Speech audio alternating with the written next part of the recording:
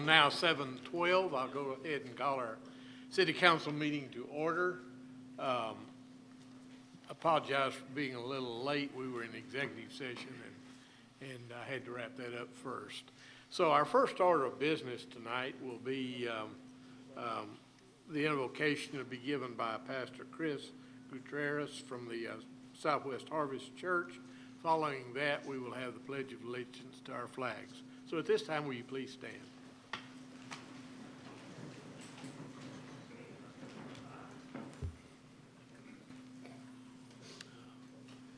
Thank you for the invitation this evening. Let's bow our heads and pray. Father God, we come before you this evening, loving on you because you first loved us, Father. We thank you on behalf of all those that are gathered here today for your mercies that were new this morning. We thank you, Lord, for waking us up, Father, for new life, for this new day. Father, we thank you for your blessing and provision over our lives. We thank you for the privilege of allowing us to live in the wonderful city of Duncanville. And Father, I ask that you would protect and cover all the men and women that serve in our law enforcement and fire departments. Lord, I thank you for our mayor and all of our city officials here in this council. And I am asking, Lord, that you would give them wisdom to govern well. Lord, give them a sense and discernment of what the true needs of our people are. And Father, I pray that they would thirst for justice and righteousness. And Lord, give them confidence to do what is good and pleasing to you. And Father, I ask that you would give them the ability to work together in unity, even in the midst of disagreement. Father, I pray for their personal lives, their families. Continue to cover, protect, and meet the needs in every single one of their lives, Lord. I pray for the agendas that are set before them today, that your spirit would guide and lead them as they make decisions that affect our wonderful city. And Father, tonight we pray and we seal this in the wonderful, mighty, matchless name of your Son, Jesus. Amen and amen. Thank you. Thank you. I pledge allegiance to the flag of the United States of America and to the republic for which it stands, one nation, under God, indivisible, with liberty and justice for all. Honor the Texas flag. I pledge allegiance to thee, Texas, one state, under God, one and indivisible.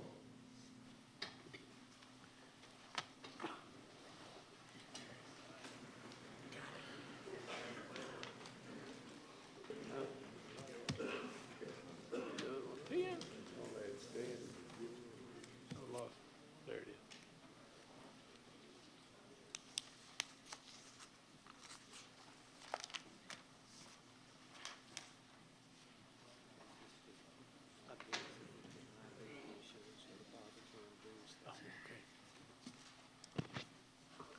Under item number 1 tonight, reports, I want to remind everybody that we've got an event coming up on Thursday night at the Hilton Garden Inn, and that will be a joint program with the city of Duncanville. Mayor will give the State of the City address. We'll give 2 mayor's awards, and then the Chamber of Commerce will have the program in order to present their Man and Woman of the Year, as well as the winners of the various categories of membership that they've selected persons or company for. So I would invite all of you to join in this. It's going to be a dinner starting at 6 o'clock at the Hilton Garden Inn. So all of our citizens are invited for this. So if you want to go, you can call the Chamber of Commerce and secure a ticket in that manner. Thank you. City Council member reports. Councilwoman Thomas. Thank you, Mayor. District 3 had its town hall meeting this past week, a week ago, Tuesday. We had, it was well attended, almost 50, around 50 people there, not including the staff. The discussion was about the budget. We had a presentation by the city manager and the details of the budget, and then we played a game, sort of, that the city manager came up with, and he asked the citizens that were there what they would spend the money on, what would stay the same, and what they would spend less money on in the budget. And I just wanted to give y'all a rundown on what your fellow citizens believed should be in the budget, should be out of the budget, and should be about the same. So what they what they were satisfied was the flashing yellow lights, the streets, and the fire and police. What they wanted less of was legal fees. And what they wanted more of was economic development, new business incentives, transportation, especially the train coming through town, 4th of July fireworks, street and alley maintenance, a splash park, fire and police, walking and bike trails, Camp Wisdom improvement, citywide, a citywide cleanup that the citizens participate in, crime cameras, dog park, more basketball in the parks, and more competitive salaries for the city workers. Those that aren't at a competitive range, they want it pushed up, because some of them are. So I wanted to make that report to the city that that's what District 3 was thinking about, and the next town hall meeting is not this month, but next month, is in March. So keep your eyes open, ears open. Thank you. Thank you very much. I think we had a very good turnout for this meeting, and as we have these various town hall meetings, we're going to present a subject, a different subject at each one of them, and the subject matter is things that are happening in Duncanville and things that the folks need answers to, such as water rates, such as the various things that we're going through. And what we're doing is, this is an opportunity for you to give your input as a citizen as we begin to develop the budget. You're invited to our budget meetings. They will be advertised, but we want the citizens of Duncanville involved in putting our budget together for the coming year. City Manager? Oh, I'm sorry, I didn't see you light. Councilwoman Jameson. Thanks. For District 5, basically, I wanted to let you know that the last meeting I did not attend. There was a death in my family right before Christmas, and so it was kind of a sad time. And after the holidays, then my family left, and we went to Puerto Vallarta to look at the sunsets and stare at the ocean and have a peaceful time after some of the turmoil. But I wanted to let you know that I did meet with U.S. Congressman Eddie Bernice Johnson in December, and with State Representative Yvonne Davis over some of the issues that we're facing. So while I was not at the last meeting, I still was working on it. Thank you. Thank you. City Manager? Thank you, Mayor. I have no report this evening. Okay. The next part of our program is item number 3, and that's the citizen input. Now, we have a large number of citizens here tonight. We have a large number of cards for folks that want to talk, and especially on item number 5A, which is our smoking ordinance. So what I'm going to do is I'm going to defer that until that item comes up. And at that time, you will be given an opportunity to speak, and it'll be more appropriate than speaking before the item comes up. We have 2 cards that don't pertain to item number 5A, and I will call on these 2 people to come up at this time. Jeff Burton. And I will remind everybody, our rules are that you come up and give your name and address for the records, and you have 2 minutes to speak. Jeff Burton, 810 Delphi here in Duncanville. Good evening, Mayor, City Manager, Council, Mr. Hager, good evening. Well, Happy New Year. It's the first time I've had a chance to address you this year. As you can tell by the shirt I'm wearing, I'm here to ask for your continued support for the Smokin' Blues and Barbecue Festival. It's on the agenda tonight as 5C. We were rained out in October. No matter how many times we prayed, it just didn't want to push away. So we have scheduled the same event for April 22nd and 23rd this year. And I just wanted to let folks know, since we do have a great audience here tonight for other items, Just want to report to you the huge involvement of the community, the city staff, and many, many people outside of our area that were interested and were planning to take part of the event. We had about a half a dozen people that volunteered to be working at the event, even though they lived in far eastern parts of the Metroplex. There's been a lot of questions about what happened other than the rain. At this time, every sponsor that donated money for this event for October, we gave them the option of staying in the game or to ask for their money back. Every sponsor has stayed in the game. We've got every sponsor already lined up to continue for this April event, and we are in the process of adding other sponsors. We had over 150 people volunteer to help make the event happen.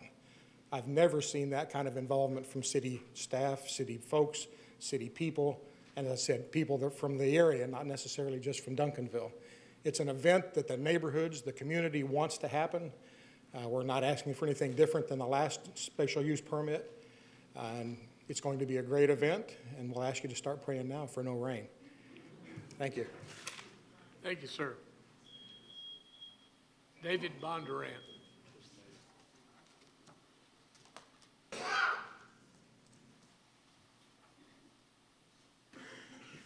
David Bondurant, 726 Kennedy Avenue here in Duncanville.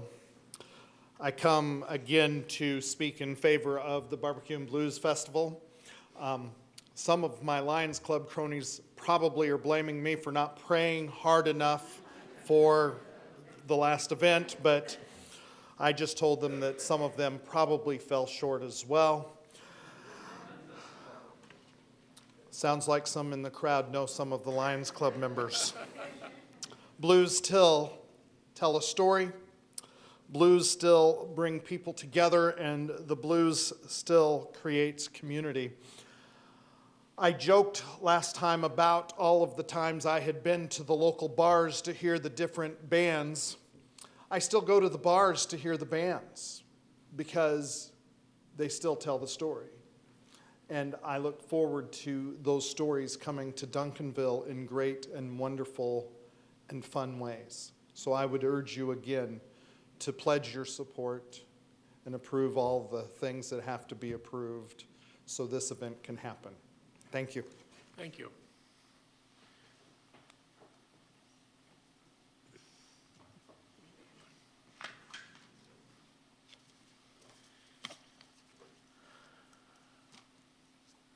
That is all of the speakers that we have for the citizens' input period. So our next order will be item number 4, which is the consent items, and they are item number A through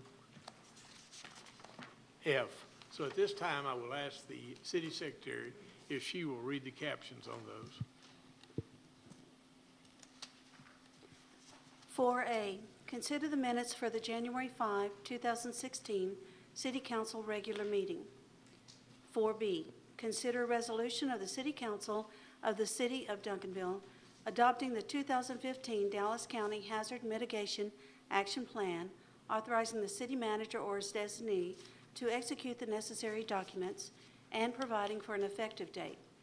4C, consider a resolution of the City Council of the City of Duncanville, Texas, authorizing the second of 3 one-year renewal options for bank depository services with Wells Fargo Bank, N.A., in the unit amount proposed with an estimated annual expenditure amount of $31,301, designating Wells Fargo Bank, N.A. as the depository for the city's funds, authorizing the city manager to execute the renewal letter and other necessary documents, and providing an effective date. 4D, consider a resolution of the City Council of the City of Duncanville, Texas, awarding the Keep Duncanville Beautiful February 2016 Business Beautification Award to the Furniture Refinishing Business DBA, The Strip Joint at 510 North Main Street, and providing an effective date.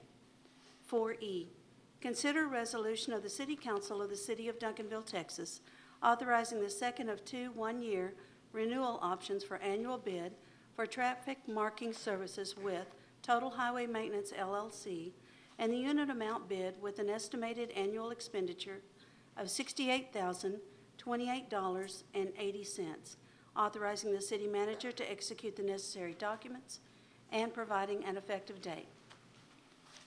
4F, consider a resolution of the City Council of the City of Duncanville, Texas, designating an additional person to accept applications for a place on the ballot for municipal elections, providing a repealing clause, providing a severability clause, providing a savings clause, and providing an effective date. Okay, council, you've heard the captions read on the consent items. At this time, the chair will entertain a motion. Move to approve. There's a motion to approve. Second. Motion and a second. Will you please vote? Thank you very much.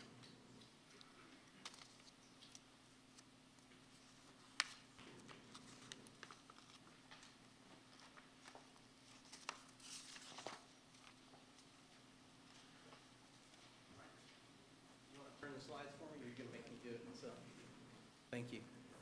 Let me read. Good evening, Mayor, Council. Let me read the caption. Yes, sir, first. I'm sorry. Item number 5A is the next one. It is to consider an ordinance of the City of Duncanville, Texas, amending the Code of Ordinances by adding a new article, smoking regulated, by providing for prohibiting of smoking in enclosed buildings, places of employment, private clubs, restaurants, providing for prohibition of smoking in certain outdoor areas, providing an exemption, providing for regulation of possession, purchase, or consumption of tobacco or nicotine, providing for enforcement, providing for penalties or person smoking not to exceed $500, providing for penalties for business or establishments not to exceed $2,000, providing a severability clause, providing a repealing clause, providing a penalty for violation of this ordinance not to exceed the sum of $500 for each offense, and providing an effective date. Assistant City Manager. Thank you, Mr. Mayor, Council. Good evening.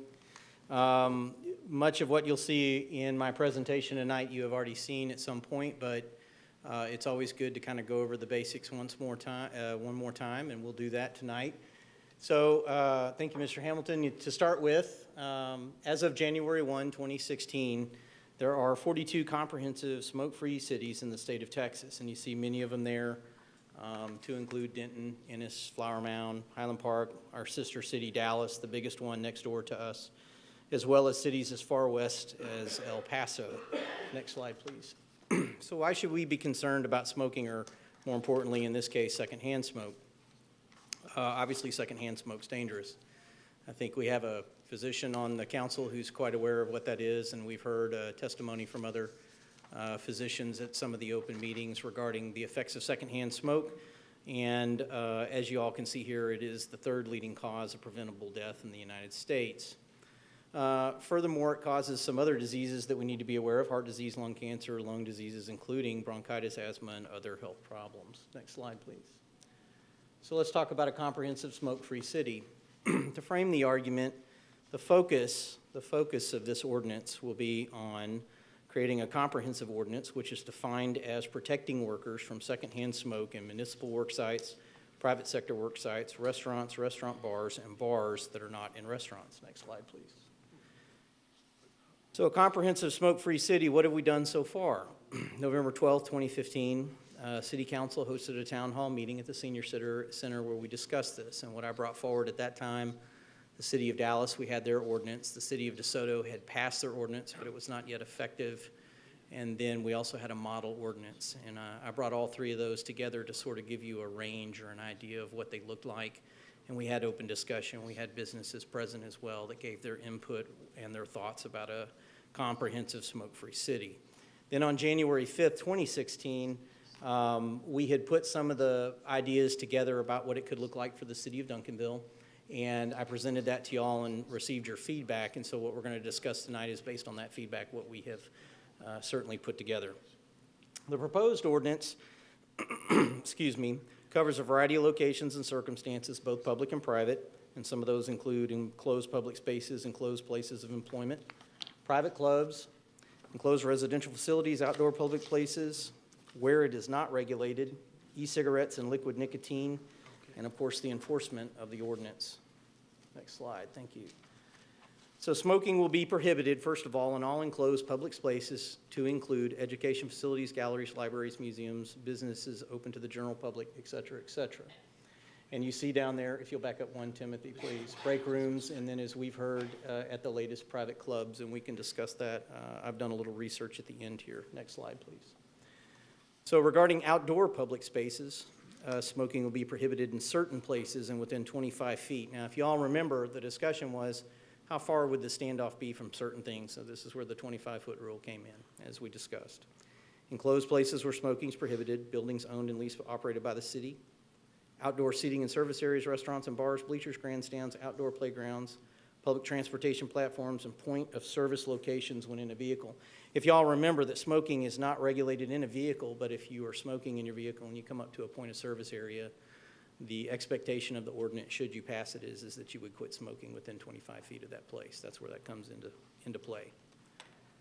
Smoking will be prohibited completely. Outdoor shopping malls, including parking structures, arenas, stadiums, and amphitheaters, service lines, and common areas, apartment buildings, condominiums, trailer parks, retirement facilities, nursing homes, multi-unit residential, except within the designated smoking area, and also 25 feet away from doors, windows, ventilation systems. Next.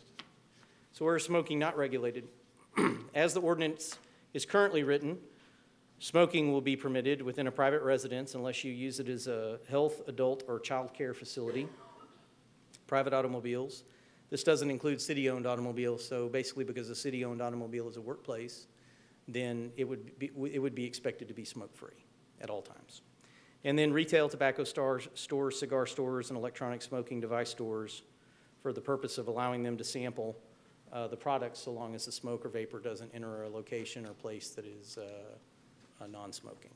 Next slide, please. E-cigarettes and liquid nicotine, as discussed with the council and continued therein, this ordinance would also regulate the possession, purchase, and consumption or receipt by minors, that's somebody under 18 years of age, or the sale of the aforementioned to minors. Next slide, please. So the enforcement.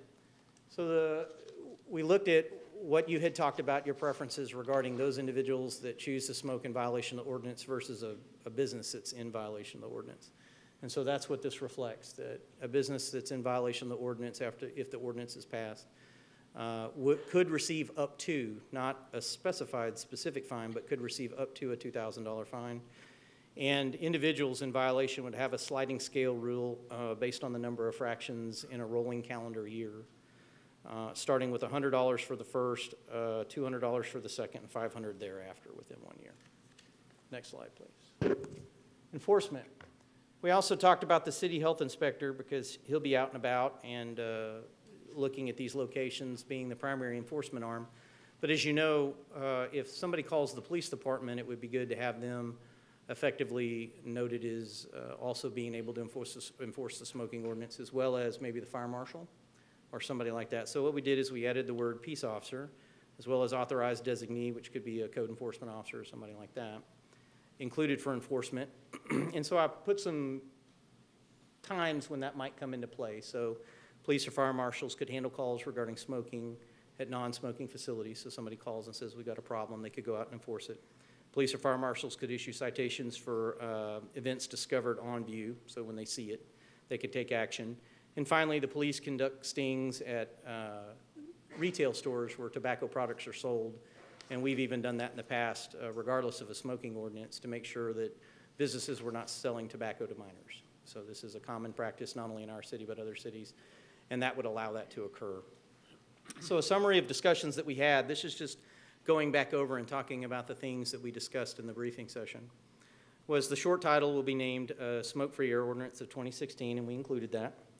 Retail tobacco stores and electronic smoking device stores were exempted with limitations, and you saw those limitations, right? That so long as the smoke or vapor doesn't enter a location that's non-smoking, then they will be exempted. The required standoff from doors, windows, and ventilation systems was reduced to 25 feet, as you asked. Outdoor recreational areas, property adjacent to city-owned facilities, and outdoor public events were struck from the ordinance as prohibited, And the reason was, as you all had open discussion about it, this is so when you have public events, things that are going on outside. It also prevents huge swaths of land where somebody might legitimately be a good distance away from somebody and be allowed to smoke, and it doesn't prohibit them from doing so. For instance, all public parks. Peace officers and authorized designees were added to those authorized to enforce the ordinance, and finally, a 181-day delay from adoption to enforcement was added, so this was 6 months. So basically, the way it's written is it becomes effective on the 181st day from the day it's signed, assuming that that happens. Some recent concerns and research that is, in resulting research that came up. Towards the end here, we began getting some message and some traffic from the council, as well as some outside sources regarding the VFW and the American Legion, as well as our bingo parlor here in Duncanville, that they had some specific concerns about the ordinance. And so the city manager asked me to go and take a look at other cities that had already passed the comprehensive smoking ordinance to sort of give you a breadth of what other cities have done to approach this. And so this is what we've done. Using some cities specifically as Dallas, Wichita Falls, Waco, and El Paso, they did not exclude the American Legion, the VFW, or bingo parlors. They just flat out, it's a comprehensive non-smoking ordinance, they're not excluded. The cities of Denton and the city of Austin have excluded both the American Legion and the VFW through a definition called fraternal organizations, and they're very specific about it, that they're tax exempt organizations in terms of the Internal Revenue Code, that they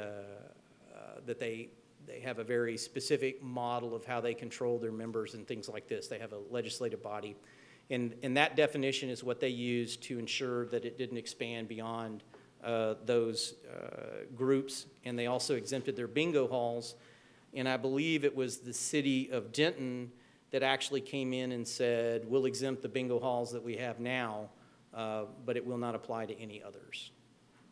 And so the only one that came up that was a little interesting, if you go to the next slide, please, is the city of Weatherford. So on February 25th of 2014, Weatherford actually passed their comprehensive smoking ordinance, of course, with a delay before it became fully effective. And in that period of time, before April 26th, that there became some concern from the VFW there in Weatherford regarding the fact that they were now going to be held accountable to the comprehensive non-smoking ordinance. And what they did is the council came together, they had a discussion about it, and they voted 3-2 at that time on May 27th to pass an amendment to exempt the VFW from the smoking ordinance. However, they had put some stipulations on it that the VFW needed to go back and poll their members, and they wanted to get additional feedback from their members regarding how many people truly wanted it to be comprehensive non-smoking, et cetera, et cetera. And then on June 9th, once they got that feedback, the council voted unanimously 5-0 to keep their ordinance intact. So in other words, they had initially voted to have an amendment exempting the VFW, and then they came back later and said, we're not going to do that. We're going to leave it completely comprehensive. So they did not exempt the VFW in that case, even after they considered it. Next slide, please. So at this point, that ends my presentation to the council. I think you have the ordinance obviously included in your packet. We've talked about this a bunch of times, but if you have any questions for me, I will stay very close to the dais, and of course, I know we're going to get public comment as well.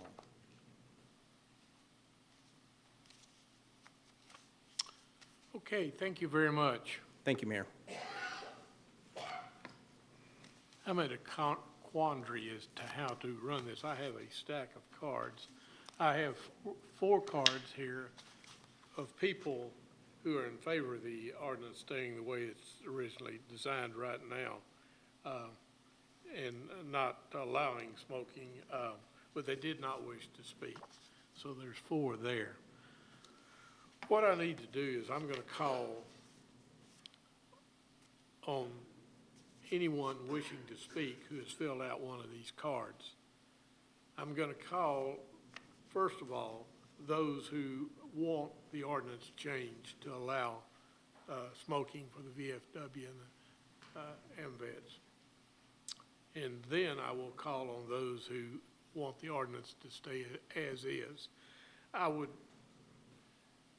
in order to expedite this, I'm going to call on those, and if you fill out a card and you want to speak against changing the ordinance to allow some exemptions, well, please do that.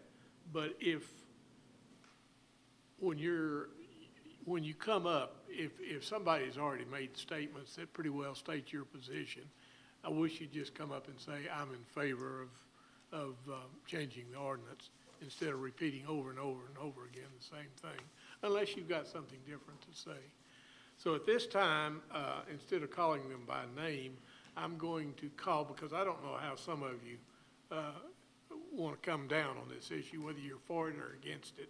So I'm going to ask anyone who wants the ordinance changed for an exemption for the fraternal organizations to come up and speak at this time. So if we've got them, you call out your name, I'll pull the card out and we can mark it, either for a change or support the ordinance. So this is for anyone who, well, just come up, just get in line or come up. Now this is for people who want to retain the right for the fraternal organizations to be exempt. Okay? State your name and address for the record. Gail Sliger, 1405 South Main Street, Duncanville, Texas. While as a 32-year cancer survivor, it is certainly my wish that people would not smoke and that smoking would not be permitted in areas where I need to visit or conduct business. However, I'm also very sympathetic to our veterans who have fought, and some indeed have died, for this freedom of choice. I would hope that this council would be able to grant a special exception to the VFW and American Legion halls, where these veterans would be able to come together to discuss events and subjects that only they can understand, as I believe this conversation could be very therapeutic for our veterans. Thank you.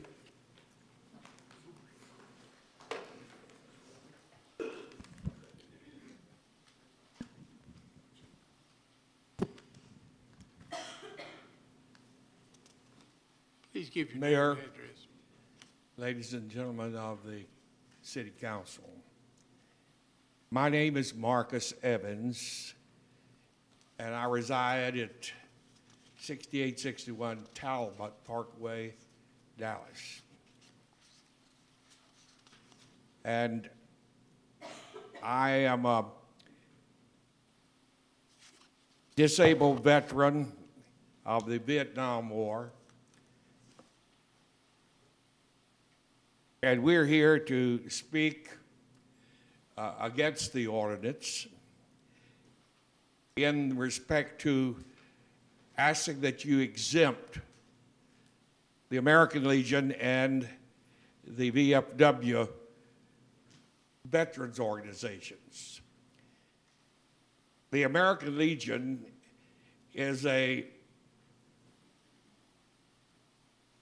gathering of members authorized by Congress. In fact, Congress is the one that incorporated their American Legion and brought it into existence. And we have had an American Legion here in Duncanville for some 51 years. Your American Legion is the Ronald L. McElroy chapter in the Post 81, located on Redbird Lane. This organization, as I said, was chartered by the Congress of the United States, and it is a private organization of veterans who have come together because of their serving in our nation's wars for the purpose of protecting us and protecting our values and our freedoms. We have members who come and participate and enjoy our post. They can only come if they are veterans, or if there are families of veterans, or if they are guests of veterans. Our organization is there to help veterans and to give them a place or fellowship. Most of our veterans are smokers, and they come so they can gather around and tell their stories. We ask that you give this consideration and that you exempt the VFW and American Legion from this restrictive ordinance here in this great city of Duncanville. Thank you. Sir.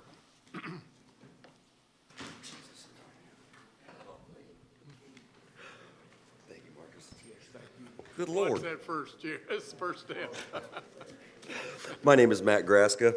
I live at 431 Sleepy Top, Glen Heights, Texas. And I just wanted to add on to what Marcus had to say, and that is we do believe that the American Legion and VFW should be exempted. And just wanted to add, we think it probably negative impact our ability to do some of the things that we do out there due to reduce traffic. But this past year, the American Legion Post 81 donated to the VA hospital $22,000.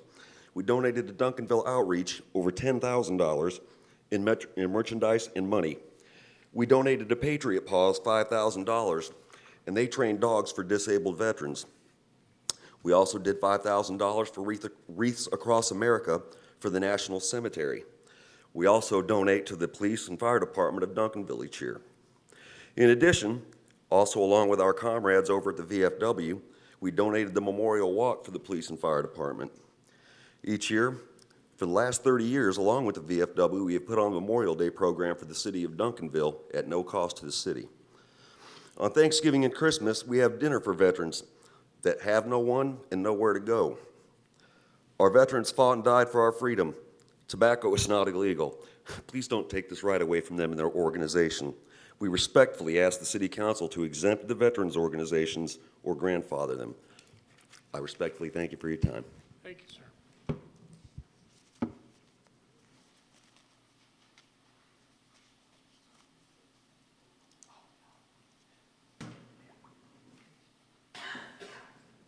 No, I haven't been drinking.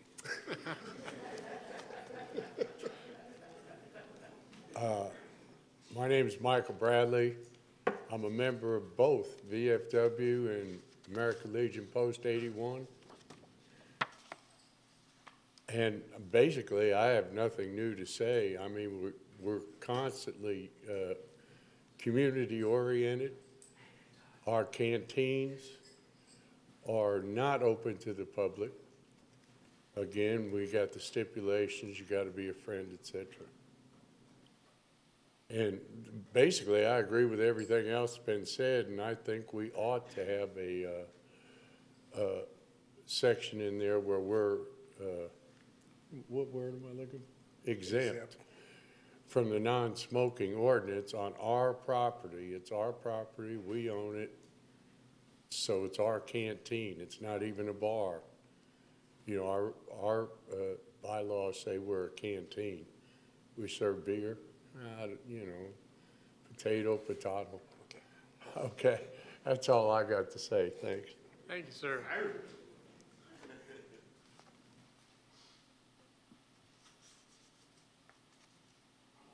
Anyone else?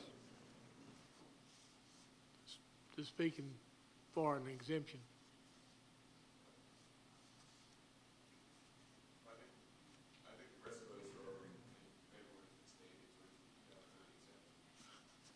Okay, Lois, come on up. We need to poll the rest of them. Lois Kathy, 202 Swan Ridge Drive. I'm sorry, I said Lois. Lois Kathy. Lois Kathy. And also 1114 South Main at Redbird Lanes. I am not opposed to the smoking ordinance. We would have probably went smoking-free several years ago if DeSoto and Grand Prairie hadn't both been still smoking. The only thing I would ask would that y'all let us have smoking in our little bar area, except, you know, it's enclosed, and also extend the footage to 15 feet. I mean, just take it 15 feet instead of 25. The majority of our bowlers are senior citizens. They've probably been smoking nearly all their lives, and it's going to be hard for them to walk that far out to smoke, and they've been smoking so long, they're not going to quit. We've kind of done our own smoking thing. On Mondays, we don't allow smoking until after the leagues get through, 8 o'clock on Monday night. Tuesday, Wednesday, and Thursday, we don't allow smoking till after 4 o'clock. We don't allow smoking when our youth leagues are bowling. And, you know, some of them still go in the bar to smoke. They don't smoke out in the lanes. The majority of our bowlers are seniors. So many of our young people have moved away from Duncanville to other parts of the state or the country. We don't have very many people, bowlers, that live in Duncanville. Most of ours come from Dallas, Cedar Hill, DeSoto, Midlothian, Mansfield, Arlington. So the majority of ours are seniors. You know, I've never smoked. I don't like smoking. I don't like to go home and smell like smoke. But I would like to see if y'all would let us keep the smoking in the bar area and not make it 25 feet, make it 15. You know, that would allow them still time to go smoke and come back and bowl. And I support the VFW and the American Legion in exempting them. Thank y'all very much.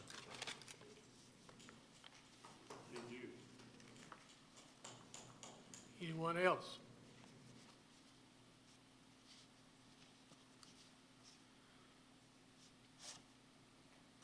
If there's anyone who is in favor of an exemption, I wish you would stand and call out your name so that we can mark your card if no one else wants to speak.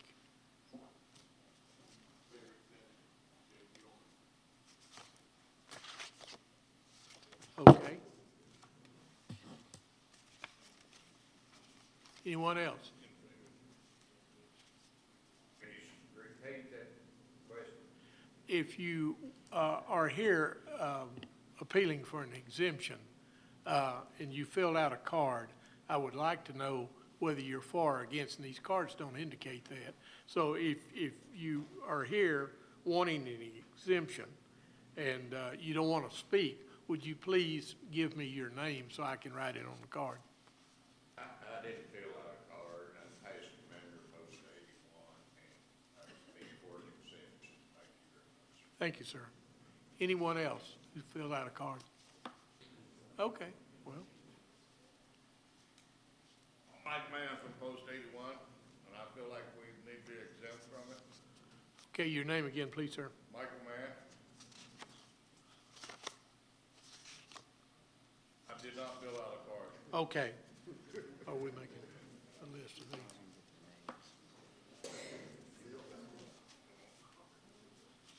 Okay, anyone else? I'm Lupe Barrera. I'm from American Legion Post 81, Auxiliary Sergeant at Arms, and I feel our veterans did a lot for our country, and I feel that you're not taking their freedom away. So I'm for the fraternal exemption. Okay, and your name again, please? Lupe Herrera, Okay, and I do not show up outside. okay.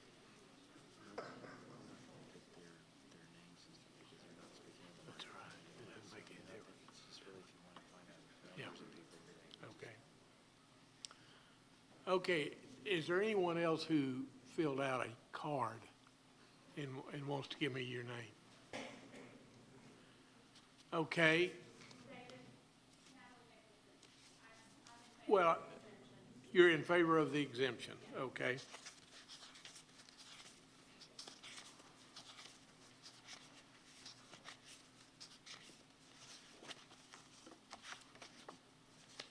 Okay, now, one last thing. All of you who are in favor of the exemption, will you please stand up? Can we get a count on that, Chief? Chief, can we get a count? I think he's heard me yet. Chief Brown, can you get a count, please?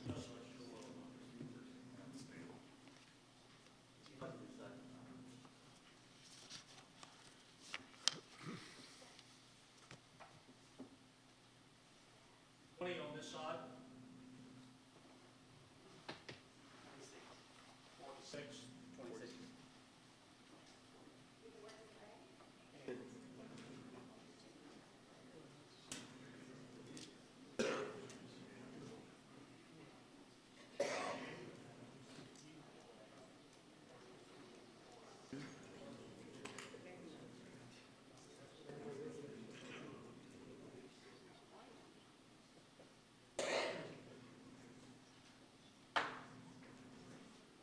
Okay, we got a count on that? 46. Okay, now, that's 46 that we've got here who want the exemption. Now, I've got some cards, people who want to keep it as is and not give the exemption. Mark Cooks?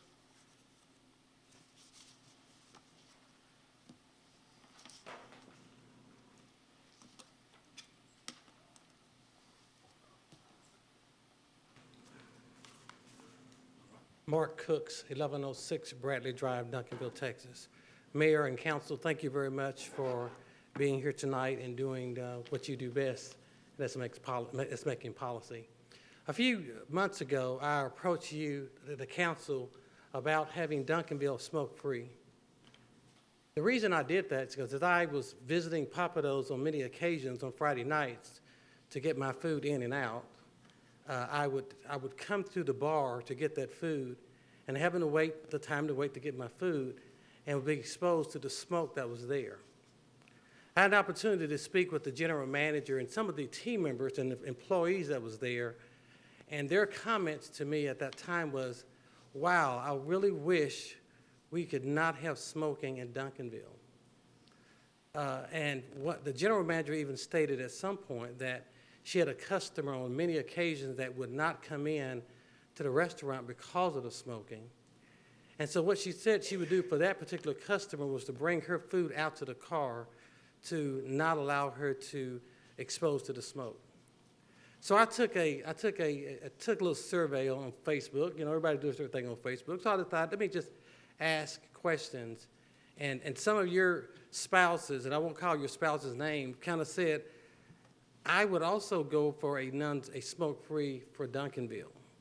When I asked some of our seniors in Duncanville what they would say, what they was understanding is that we already had an existing smoke-free policy in Duncanville, but only to come to find out we did not. They was confined to one particular area. Well, after continuing visiting Papados, because I continued to give them my Friday night business, and one of the general manager finally approached, and I asked her again, how is smoking in your restaurant? And she said, you know, since you guys have started, since the city has started looking at that, what I've decided to do is implement my own no smoking in that restaurant at all. So that tells me a whole lot on the businesses in Duncanville, which I think it's very important that we honor our businesses in Duncanville and what they would like and not like that would hurt their business. So council, mayor, thank you very much, and for staff looking into this to see if smoke-free was right for Duncanville. So I stand today with you, I stand today with others to say that I too agree that Duncanville should be smoke-free. And thank you, council, thank you, Mayor, for listening to me several months ago when I asked if you would petition and ask and check around to see if it meets Duncanville. So thank you for not only doing your job, but coming back with sufficient information to make a business decision. Thank you very much. Thank you, sir. Cliff Boyd?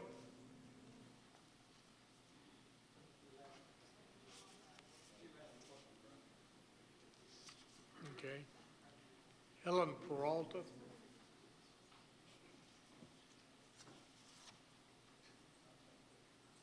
Mayor, City Council, you called on Helen Peralta, and I'm here to say that I do support the ordinance, the smoke-free ordinance. Okay. Alexandra Peralta?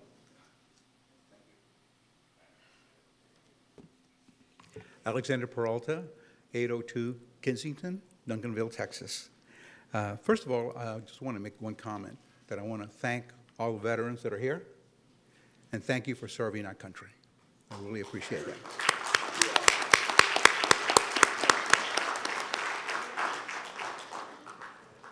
that. I also want to make a comment that all of us are here committed to the good health of all Duncanvillians. Exclusion does not solve problems and health problems. Okay, I want to protect all of our veterans, whether they come to the DFW or they go to the American Legion. And I think we have an obligation. And I think you've heard most of the information about how secondhand smoke kills, that everybody has a right to have a smoke-free environment, that there are over 400 deaths that occur on an annual basis for people that have tobacco-related illnesses, and that also the secondhand smoke kills at least 41,000. But I do want to share one piece of information that I think is very, very startling to me. As a healthcare provider, I'm an internist by training, and I'm also certified in hospice and palliative medicine. And unfortunately, I see the end result of tobacco abuse.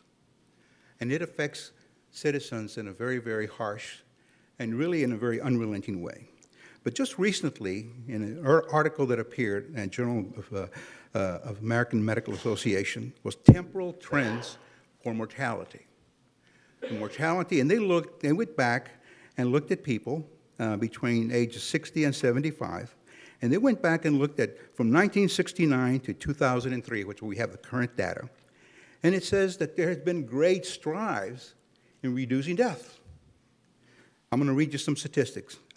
For strokes, age-related death, that is the number of deaths per 100,000, it has gone from 568 to 36. That's a 77% decrease in strokes. Great job by all the people that are involved in the health of the people here in the United States. Heart disease, which is paramount to all of us, the decrease was from 520.4 deaths per 100,000 to 169.1, which is a 67% decrease. For cancer patients, the death rate decreased from 192 to 163, a 17% decrease. And for diabetes, it had decreased from 25.3 patients or people to 21, which was a 16% increase. In contrast, the death rate for COPD has increased, and it has increased 100%. And that will not stop unless we take a stand for all citizens and we pass this ordinance. We need to protect everyone. The last comment that I want to make, because this is a comment that the last closing comment on this particular article. It says the decrease of overall deaths was largely due to long-term declines in heart disease, strokes, and cancer. And of course, the clinical trials have proven that. The progress against heart disease and stroke is attributed to improvement in hypertension, hyperlipidemia, reducing cholesterol, smoking cessation, and medical treatment. Smoking is not just about lung disease. Smoking is about head and neck cancers, okay, oropharyngeal cancers. Smoking also affects heart disease, and it affects strokes. So what we do here tonight affects every citizen here in Duncanville. And we need to take a very strong stand that we are a city that wants to promote health. And I wish you'd support the smoke-free ordinance. Thank you. Thank you, sir. K-Cam?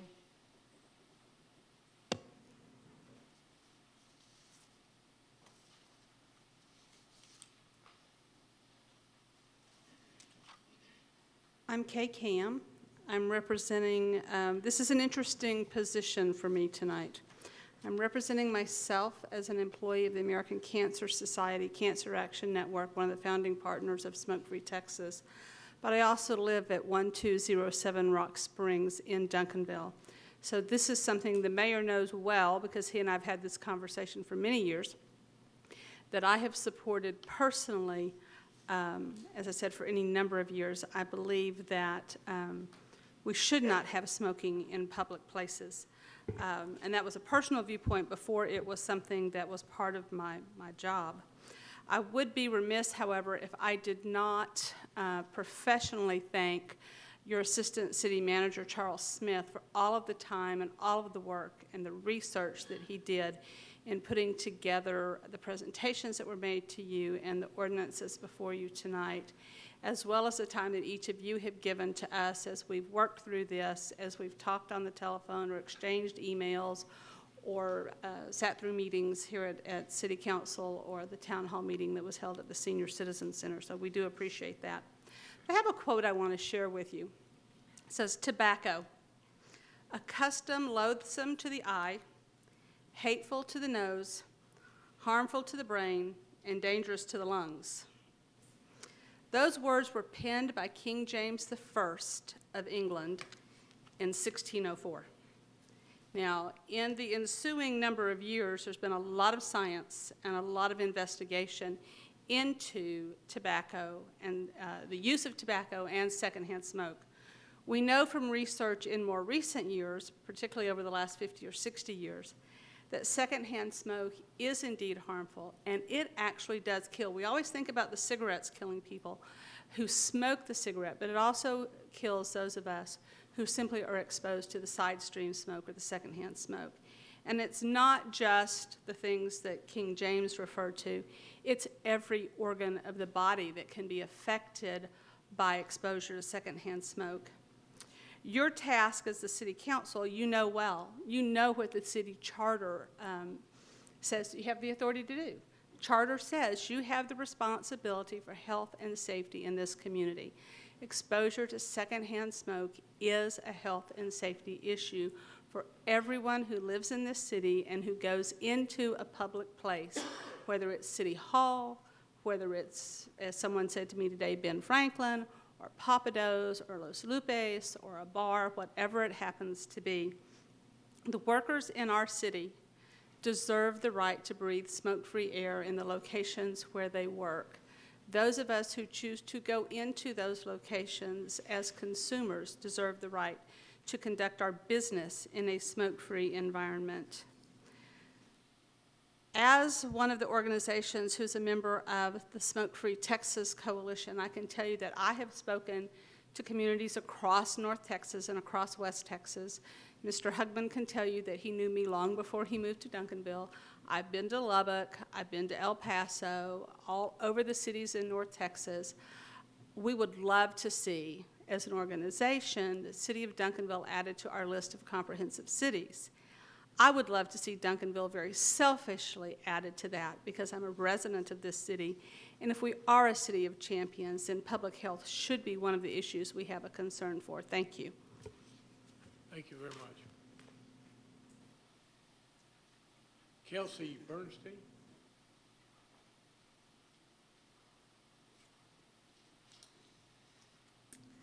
Thank you, Mayor and City Council. My name is Kelsey Bernstein, and I'm here tonight representing the American Heart Association for our volunteers that not only live here but also work here. Once again, thank you so much for this opportunity to speak to you tonight. Every 34 seconds, somebody suffers a heart attack, and every 40 seconds, somebody suffers a stroke. And the time it takes me to finish my comments, 5 people will have suffered a heart attack, and 4 people will suffer a stroke. One of the leading causes and preventable causes of heart disease and stroke is secondhand smoke exposure. The good news is we can definitely do something about this, and that's exactly what we're trying to accomplish here tonight. Research has shown a dramatic decrease in hospitalizations once a city passes a comprehensive smoke-free ordinance. In fact, for heart disease, it's decreased by 15% for hospitalizations and stroke by 16%. The American Heart Association shares your desire to create a healthier Duncanville, a Duncanville where every resident is protected from the devastating health impacts of secondhand smoke exposure. The comprehensive smoke-free ordinance before you tonight covers all indoor workplaces and protects all Duncanville workers, and it's a huge step forward in promoting public health. In addition to the health impact of this ordinance, like Kay said, we've worked in many communities throughout Texas, and I wanted to share with you just what they have found. The research is clear. There has been no economic harm to businesses once a smoke-free ordinance gets put in place. A great deal of data has been gathered from cities like College Station, San Marcos, Dallas, and El Paso, which has shown that there has been no negative impact. In fact, the city of Louisville, just right up the road, once they adopted a comprehensive ordinance, in 5 months they actually saw an increase in bar and restaurant revenue. So they're a great example of how a smoke-free ordinance not only protects public health, but it has no economic impact. In fact, it actually improved it. Other North Texas cities like Dallas, Plano, DeSoto, Southlake, Flower Mound, Highland Village, and University Park have all adopted ordinances similar to the one you're considering tonight. And it's really about the workers. They have made a statement to protect all workers. Therefore, the American Heart Association, on behalf of all of our volunteers that live and work in Duncanville, asks that you please vote yes for a comprehensive ordinance without exemptions so that we can create a healthier and more economically vibrant Duncanville. Thank you so much for your time. Thank you. Mercedes, is it DQ? I missed that one. No, I just Please wanted come to up say to the that mic, I- please.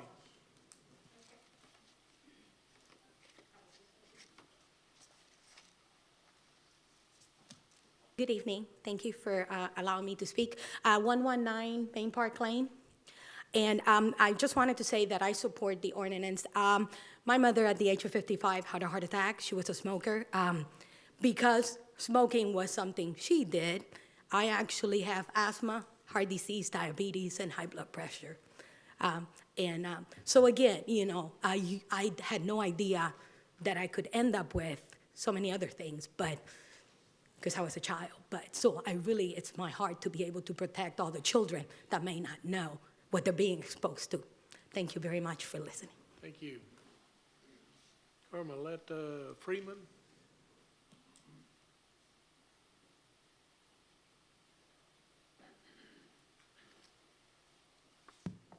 Good evening, and thank you. My name is Reverend Carmelita Pope Freeman, and I'm here as president of the Tri-Cities NAACP branch. Now we call them unit. I've spoken to many of you before, but I'm also representing the members who live in Duncanville. I don't live in Duncanville, I live in DeSoto. The National NAACP has a huge, extensive health initiative, and part of that is the state of the NAACP who supports the smoke-free ordinance. And each of the unit presidents have been charged to do whatever we can for the cities that are under our boundaries. And as the Tri-Cities president, that includes DeSoto, Duncanville, Cedar Hill, and that's soon going to branch out to all the way to Waxahachie because other branches have now defunct, and we're going to pick them up too. I'd like to start out by thanking Mayor Green and the council for your support and bravery of doing this and providing this type of leadership to help to protect the health and well-being of every citizen in your great city. Now, my exposure to smoke started at 60 years ago. I'm now 69. When I went in my father's coat pocket and pulled out his package of Camel cigarettes, And back then, I don't know what they have now, they didn't have filters. And I grew up and was raised in a cafe that had a large customer base because we lived right on the boundary of where the Interstate 20 was built in Louisiana. And back then, there were no modern hotels, but my mother owned a huge rooming house and a cafe, also called a juke joint, and it was open 24 hours, and all of the workers on that I-20 came to our place. And so now, almost 70, I still have the effect of being exposed as a child, because every last one of them smoked and did a whole lot of other stuff too. But that ended my smoking when I tried to smoke that Camel cigarette. So I'm speaking on behalf of secondhand smoke. Everybody in my family was smokers. But on the other hand, I also, for the record, have to say, my own health unit has members here tonight. In fact, the chair tapped me on my shoulder and said, we support the exemption. So for the record, could you put a little notch on my card about that? While secondhand smoke affects everybody, and you've heard the impact from all of the other speakers who so eloquently gave a lot of examples, the other last point I want to put emphasis on is that secondhand smoke specifically impacts the colored community, also known as the non-white Americans, because they frequently are the workers in the hospitality industry. And you heard the example about Papados. So while 43% of the workers in the hospitality industry, in the restaurants and the like, they are African Americans. And a lot of people like that industry because it's a good way to do a second job to increase your quality of living. But they are exposed to, whether they want to or not, that secondhand smoke. And about half of the rate of the providers of these hospitality industries, they all report negative health effects. And you've heard some of them, like bronchitis and respiratory. And you might say, and we've had people to say, well, they can go somewhere else to work if they don't want to be around the secondhand smoke. But regardless to your race, color, ethnic background, you wouldn't want someone dictating that kind of decision to you if that's the job that you qualify for and it's immediately accessible to where you live. So we would not want to force a person working two jobs or working in the only labor industry that they qualify for have to suffer the risk of secondhand smoke in order to make ends meet. No one should have to make their choice. So I thank you for this time. And there were so many things already said. I've just been flipping through all of my notes. But I thank you on behalf of those who suffer from secondhand smoke. I didn't even know my suffering was the extent as it was until 3 years before I retired as the Southwest Regional Director for the United States Department of Justice. My last assignment was in New Orleans in the aftermath of Hurricane Katrina and the oil spill. And everywhere I went to work, I was in New Orleans when there was nobody but me, some protection dogs, the National Guard, and M16s when everything was pitch black, but everybody was smoking. So one day, I wasn't feeling good while I was down there in New Orleans. I went to the doctor, found out I had 90% cardio blockage in my left ventricle and lymphoma. And I said, where did all this come from? well, they say consider where you've been. Thank you. Thank you.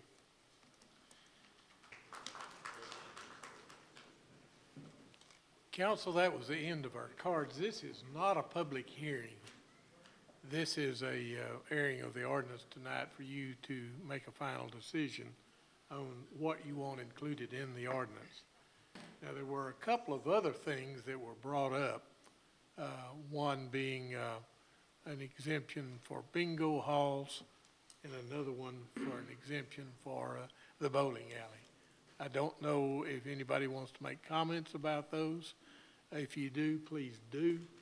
But at this time, the chair will entertain a motion for the smoking ordinance.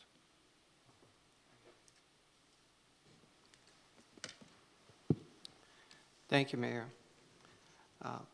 What I would like to do is I would like to propose that we accept the comprehensive non-smoking ordinance with two, I feel, important exceptions. One, that the ordinance be adopted in 90 days rather than 181 days. And the second thing is that the American Legion Hall and the Veterans of Foreign Wars Hall, their facilities be grandfathered in and exempt from the non-smoking ordinance. Second. I second. There's a motion and a second on the floor. Is there any further discussion?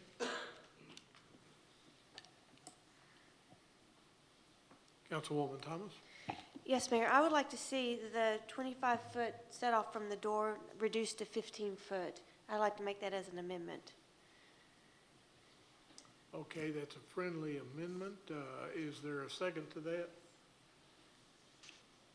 I second.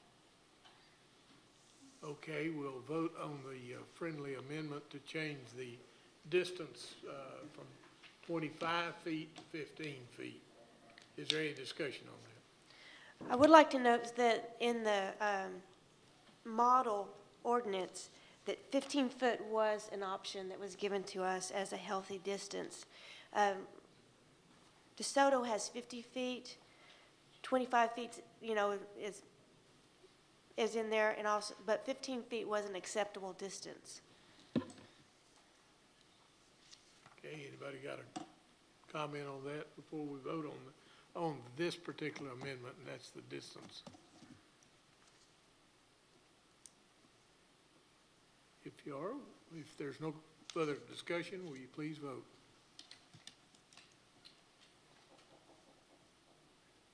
Okay, the friendly amendment did pass, so that would be changed to 15 foot instead of 25 foot. Is there any further discussion on anything about the ordinance as presented by Councilmember Harvey? Mayor, I do have one question. The exemption was only for try to craft this for VFW and American Legion. Is that correct? That is correct. So it would not include any other fraternal organizations. Is that correct? Yeah, that's correct. All right, I have a question. I need to know, if someone can answer for me, what the date is of the incorporation of the American Legion post here in Duncanville. 1965, 64. I can get you the exact date. I'm the commander. I have it on my charter, but the charter is 1964. And that's with the Legion or the... Does anyone know what the incorporation and establishment date of the post was for the veterans BFW? I think it was 1969. Originally, it's 1968. At the present location, 1974. Thank you. Is that all you needed for that? Yes, sir. Okay. As presented, will that work? Yes, I know how to write the amendment. I just needed those incorporation dates so that I could appropriately identify those groups that would be eligible for an exemption. Okay. Any further discussion before we vote? Please, On the exemption for the American Legion and the VFW, is it for the posts that are here or for any future post? Well, as I understand it from Mr. Harvey, it was grandfathered and exempt, so that's why I need the date of incorporation. So it would be for only those posts that were established in this town prior to those dates.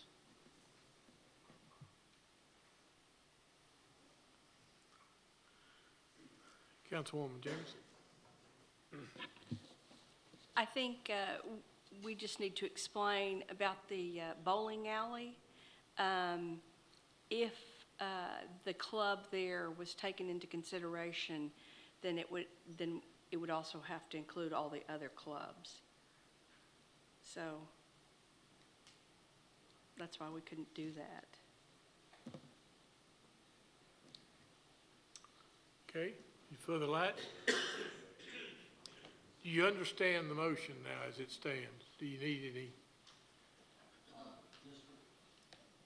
Just for the record, Mayor, there is the ordinance 2262 with, instead of 180 days, it's 90 days from the date of its passage and execution, to include an exemption for any, for the American Legion and VFW incorporated and established in the city of Duncanville prior to 1975. And I think those are the only... 15 foot. 15 foot, I'm sorry, the 15 foot no smoking zone from the front door. Okay, you ready to vote? Please vote. Thank you very much.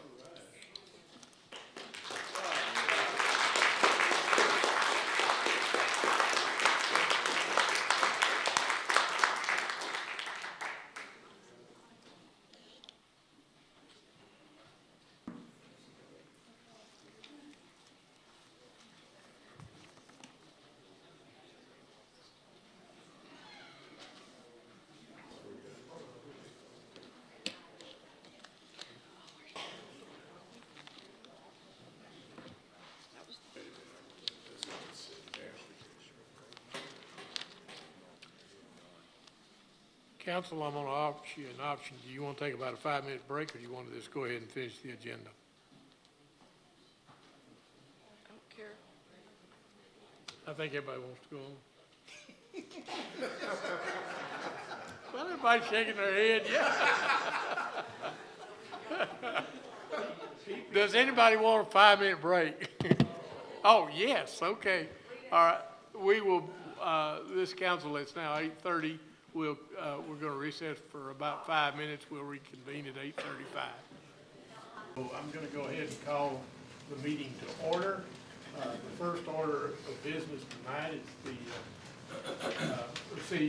item A, receive,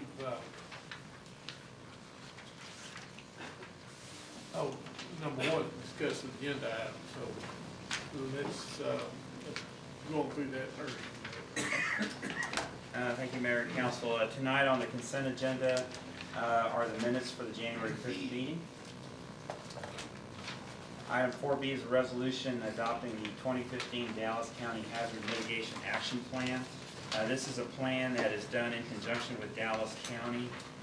It was previously adopted in 2009. It's required to be updated every 5 years, and so this is the next iteration of it. And the mitigation action plan identifies potential hazards and risks and then strategies for mitigating those risks. The benefit of adopting this plan is that it does then allow us to be eligible for grant funding in the case of a disaster. Item 4C is a resolution authorizing the second of 3 one-year renewal options for bank depository services with Wells Fargo. This is the second one-year renewal. The first term was a 2-year term. We've been pleased with Wells Fargo. They are our depository for our city funds. The cost is slightly over the budget by about $2,000, and that was due to anticipated increase in utility billing. And they administer our lockbox services, but those funds will be made up through savings in other areas. 4D is a resolution awarding the Keep Duncanville Beautiful February Business Beautification Award to the furniture refinishing business known as the Strip Joint. 4E is a resolution authorizing the second of 2 one-year renewal options for traffic marking services with total highway maintenance. This is estimated at $68,028. That is within the budget. And what they do is they provide the thermoplastic markings on pavement markings and also the raised buttons.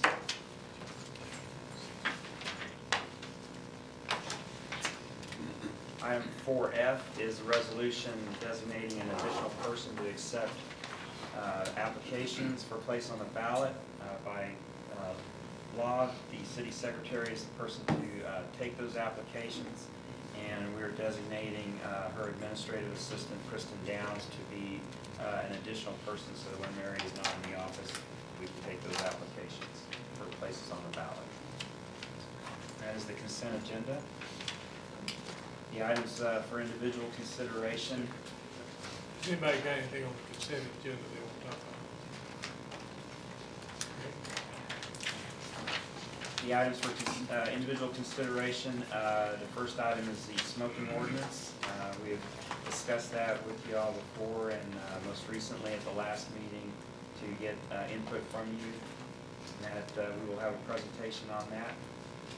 Item 5B is the amending the code of ordinances for food and food establishment sanitation, and this is to comply with changes in state law that were adopted October 11th by the Texas Department of Health Services for Texas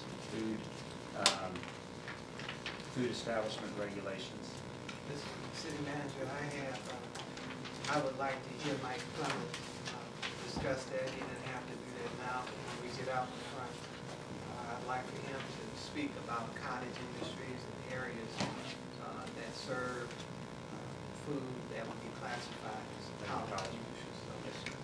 He'll be prepared to answer that question, and he will have a short presentation to discuss the changes in the law, summarize. Item 5C is a resolution approving special events permit for the Duncanville Lions Club, and this is for the Barbecue and Blues Festival.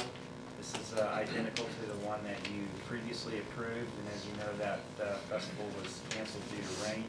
The new event is April 22nd through the 24th. Item 5D is a resolution to accept and approve the Sign Control Board grant of a 15-foot side yard variance, and this is for a business at 1417 North Duncanville Road. And due to some improvements that they made to their business with canopy and awnings, it reduced the amount of room that they had available for their sign, and so they did not meet the 30-foot setback. The Sign Control Board did recommend granting that variance. Item 5E is approving the terms and conditions of a professional services agreement with Simple Recycling. And as you recall, we gave you a briefing on this previously. This is a company that would do soft recycling, durable goods such as clothing and small appliances, things that are not covered by our curbside recycling with the public. Did anybody ever contact Duncanville Outreach? Yes, we had done that previously when we gave you all the briefing. We talked to Duncanville Outreach, and they did not have any issues with that. I talked to her at Christmas, and she said no to talk. I spoke with Anita. Anita? Do what? Jessica spoke with Anita. When? It was before we even brought it to council. She said nobody had talked to her about it. We had talked with her before we gave you the presentation and the briefing before. I talked to her after the presentation. She said nobody had talked to her about it, and that, because, she's trying to do the same thing. She doesn't have pickup, she doesn't provide bags, but. Did you talk with someone else besides Anita? Yeah, I spoke with Another, Anita. did you meet with another group as well? I spoke with the Outreach, I spoke with the resale shop on Main Street. I spoke with Mary Love. Of course, resale shop is a business. It's a charities I that I'm, specifically talked to Duncanville Outreach because of the concerns with this. I don't know. I don't know why Anita would tell me no one's reached out to her or talked to her. And that was right before the, It has been a couple of months since I spoke to her. That was back in November. Yes, sir. okay, and I talked to her, the day of the parade and Christmas tree lighting. I don't know, but I know that that was, we specifically reached out to those different groups to find out if that would be an issue. We did that prior to giving y'all the briefing. So the briefing we gave was in November. I believe it was November And 17th. at that time, we said we had talked with both, with them. I don't know why she would, if she's forgotten or if she's thinking of something different now, but. No, it was very clear that no one had spoken to her. In fact, she said that she received the same $20 per ton that the city would get for all that she collects. Yeah, it's what? Do what? I don't think we can solve that tonight. They said they did, but it made us say they didn't, so. I don't think we can solve that tonight. I don't know why, what happened. You know, well, as far as a resale shop, you know, that isn't a concern because it's a business. But our local charity, they're pretty clear that they take care of 2 zip codes, 75116 and 75137. Well, we don't want to hurt the local outreach ministry. I think if I recall in the presentation too, that they talked about that most people who are going to give to charities are still going to give to charities. It's Well, the that's people their who don't. sales pitch, I understand that. That is their sales pitch, that anybody who's gonna give to charity still is gonna give to charity. But, you know, now we have a newsletter, we never had that before. And we do drives for recycling other things, and we could certainly do a drive for clothing if we have that much clothing that needs to be picked up. I mean, that's a concern to me that, I don't know about the rest of you, but I get 4 or 5 cards a week from people wanting clothing, charities. And I don't understand why we are contracting with a company that's out of state and for profit. That was why we brought it to y'all before and discussed that at the briefing session to get your ideas on what you wanted to do. The direction we got was to move forward with it. So we worked with them to do the professional services agreement. If you want, you know, I mean, you can table the item or you can consider it or whatever you want to do. Well, can we table it to Next meeting. go back to?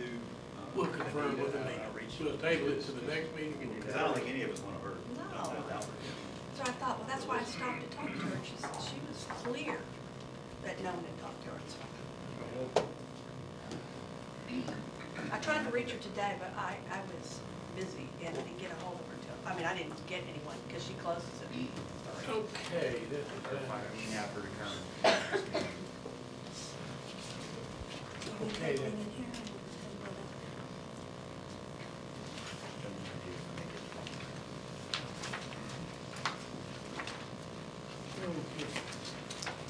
All right, any further discussion on the agenda?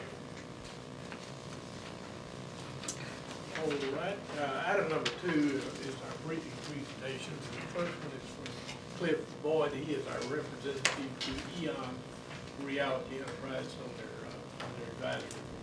So Cliff, I'll call on you at this time. Yeah, thank you, Mayor, Council. I basically, if I can read my small print, I just was going to read down a number to give you an idea of the type people and the companies that are visiting the center next door.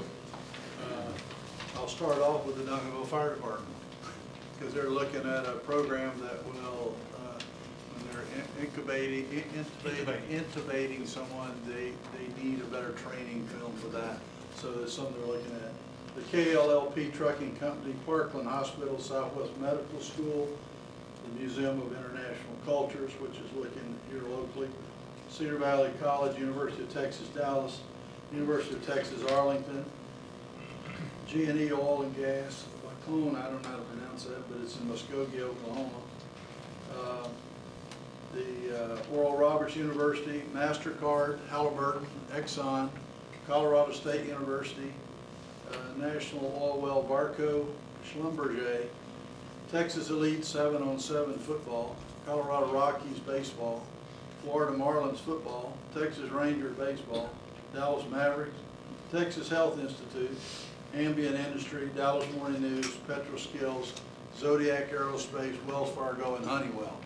Those are some of the companies that Haskell and I discussed that had either made inquiries, came here, scheduled visits here to talk about training aids or helping them with educational manners. Some of the colleges are even interested in looking at, he said, some of their opportunities. I think the one in Oklahoma was, you know, the opportunity to be able to have some type of relationship where they could get a program started in teaching. So you got people coming for edutainment, you got them for education, you got them coming for program development in work-related. A lot of the oil well industry is about being able to take large manufacturing plants and bring them down and do training. And so that's the type of people that are coming our way. The school, I have handouts to leave with y'all that will be somewhat what I have on the screen tonight, because I know y'all are on a tight schedule and y'all can, in your computer at home, you can drill down through this. You know, the first school started in May of last year, the first graduating class. We had enough for 20 to 25 students. The first class only started with about 15. There wasn't a lot of time of recruitment. This year, what you're going to find here that I'll go over with you real quick is that we're making a major push for recruiting new students.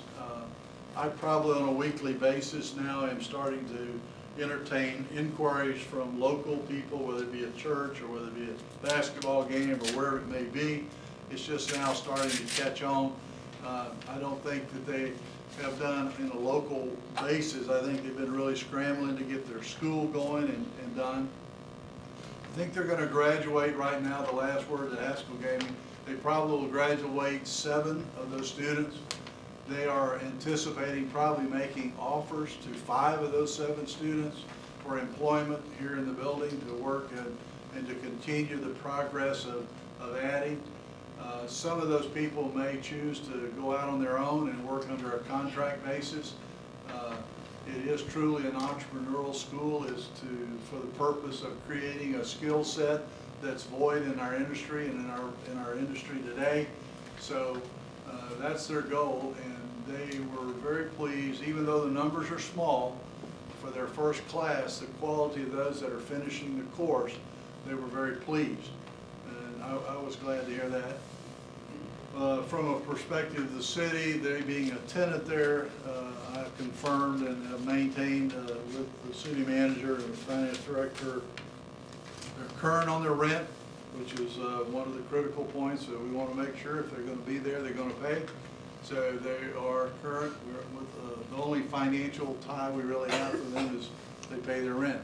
And so I'm really excited about what this next year brings. I also have agreed and will serve this year as chairman of the Best Southwest organization, our 12 cities south of the river. And I have created professional leadership teams, one of those being education, and in that will be all the superintendents of all the schools in our 12 cities. And they are already in discussion. Within the next 2 weeks, all of these application opportunities will be dispersed in all of our schools. That includes Mountain View, Cedar Valley, North Texas, and DBU, plus all the high schools. So the word will be out, and so hopefully that there'll be a more competitive attitude towards the classes this next time. And like I said, just on the time, I'll entertain questions, but let me, if you would, on the screen, basically, if you drill down, when you have this website, which will be provided to you, if you go to this particular website, you'll find about the program. It talks about what they're trying to do in the 12-month period. It talks about the program of instructions. One of the things that I visited throughout the year was when they would change instructors, they don't maintain residential instructors. They fly them in from other parts of the world. Most of them come from Europe because that's where their advanced skill sets lie today, and some from Orange County. But if you drill down through that, you'll see, kind of partially blocked by the door, but you'll see the sub-targets. You see the top 6 reasons that they believe that this is opportunities for reasons why students would join. You can actually view some testimonials. You can look at who they're bringing in as teachers, and that gentleman grew up in Arlington. He's one of the few. If you if I can get down to the bottom of that, you'll see most of the others are names that I won't attempt to pronounce. But it is a real international flavor of education. The student projects, as you see, are in edutainment and industry and education and virtual reality sports. Sports has really, really caught on big time. The Dallas Cowboys are already not using their software, but a similar software for their quarterback training. The criteria for admission, and again, y'all can read this at home and go through it, but it's very well documented so that it's very clear to people. They're going to have awareness seminars. Basically, the way the Duncanville is set up, the individual can go online, fill this out, and they will meet them on a scheduled date to come in, family, whoever it wants to come, and be interviewed and talk about the program, take a tour of the facility. That's in the morning. The classes are predominantly at 6, 5:30, 6 o'clock, and they did that to accommodate the fact that a majority of the students were all the full-time students already or had a job. So it accommodate them. They hold the classes in the evening, and whether that will continue, I don't know for sure. But I can get the thing going down. And actually, this is the application, and this is about a 2 or 3 page. It can be filled out online, and I have a copy of that in your package that I'm going to leave behind. And it talks about their records, their academic records, what their likes, dislikes, and their experience. So I think this is really the first year that they really have grabbed a hold of being able to put this first class into a full classroom. And so that's a hurried up at the request of the mayor and the city manager. I would welcome any of your groups. If you represent a company, I'd appreciate it if you'd say something about it to your company. If you represent an organization and they would like to tour the facilities, then that's all they have to do is get a hold of Haskell Martin, and he will arrange a tour for that. Mayor, that's Haskell Gray. Haskell Gray, what did I say? Haskell Martin, he passed away, didn't he? Haskell is not with us anymore. Yeah, Haskell Gray. But for the first year, or actually not even a full year of being open, I think there's been a considerable amount of excitement about what could and the potential that could be there. And certainly EON is the one motivated. They're the ones who make the bottom line. They've got an opportunity to do well. So the Best Southwest is going to be really promoting it among the other cities to use it as one of the tools that's in place for economic development. Any questions, comments? Thank you. Thank you.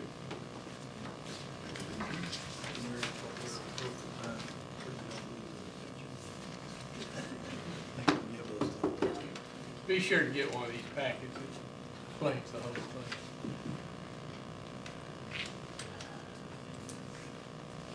Item number B is to receive a presentation from the Duncanville Sports Legacy Commission on their progress plans and proposed future initiatives. Thank you. Thank you, Mayor Green. And also thank you to my district member, Dennis Schwartz, and of course, our liaison with the council, Stephen Rutherford. And lastly, our staff liaison, Brunswick, who's walked us through this process.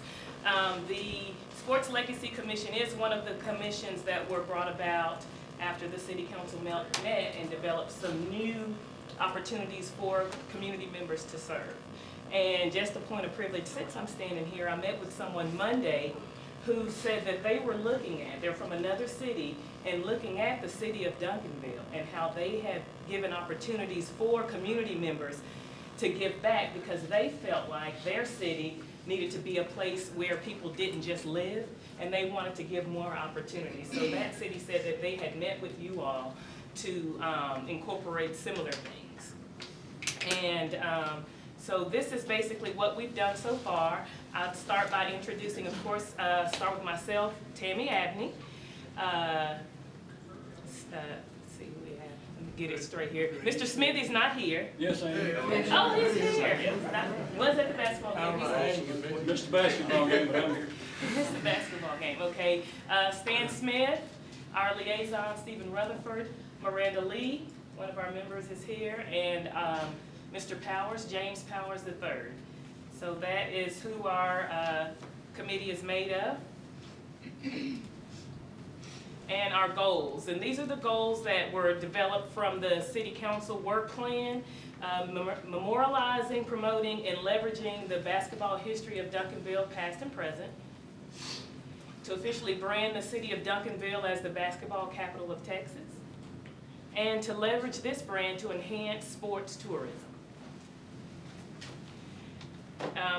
The background, these are the things that we've done and the steps that we've gone through to come up with the action items that we've completed.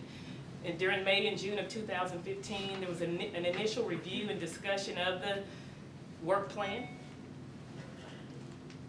We took the work plans and tried to, the goals and put objectives under each goal that you guys gave us. And we focused on actionable items and quick wins. In July of 2015, our objectives were approved by the council. So back to goal 1, which is memorializing, promoting, and leveraging the basketball history of Duncanville, past and present. Our objective number 1 we came up was to develop a memorabilia display system pre-1965 and post-1965. That was our first objective. Goal number 2 was to officially brand the city of Duncanville as the basketball capital of Texas. So we came up with this objective was to develop a virtual museum and a marketing outreach plan. Number 3, the goal number 3 was to leverage this brand to enhance sports tourism. And so our objective was to develop a sports branding and or licensing program featuring the Duncanville sports legacy. So here are our accomplishments. So for objective 1, we said we were going to develop a display system, one of which is right outside. So these are things that we've already done. We purchased a display case, approved a display case concept. We appointed Ms. Miranda Lee as our curator of the items that we were collecting. A lot of these things were personal items from individuals who had played sports within the city of, at the school. And so we wanted to make sure that we had special care in handling those personal items. We set up a display of the 1951 and 1976 Pantherette teams in the case, and that's the case that's out in the lobby now. In July, we approved our second display concept to be at the field house, and for us, a quick win was to purchase and install the display case here at the city council, the city hall.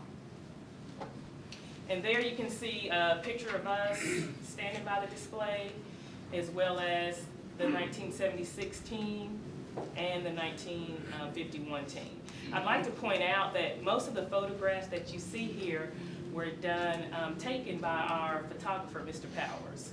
So he's been assigned and has taken that task, and to make sure that we are able to display all of the items. Some things we don't take, we just take pictures of. Objective 2 was to develop a virtual museum and marketing outreach plan. And we had a timeline for that, which would be quarters 3 and 4 of 2015. And what you see here is a timeline of things that we've accomplished. In September 2015, we were featured, we were a major feature in the Champions. That Champions newsletter goes out here in the city. And from that, it was picked up by everybody. It was picked up by Duncanville.com. It was featured in the Dallas Morning News.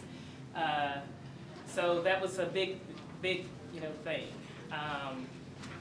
In November, we began reviewing our virtual museum to get that live and active.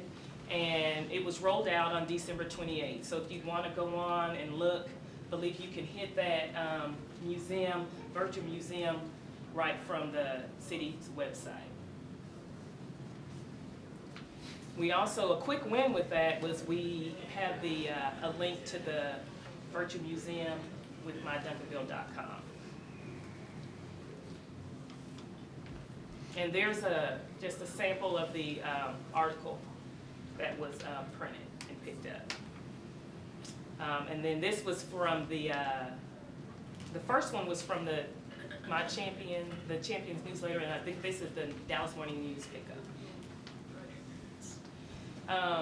Objective 3 was to develop the sports branding or licensing program, and we're real proud of the fact that we have developing a relationship with the school district, between the school district and the city, and we have met with Chris Anderson, the assistant athletic director, to start being able to display some of the championship trophies that the high school has won. And so here are some of the items that we're hoping to be able to display.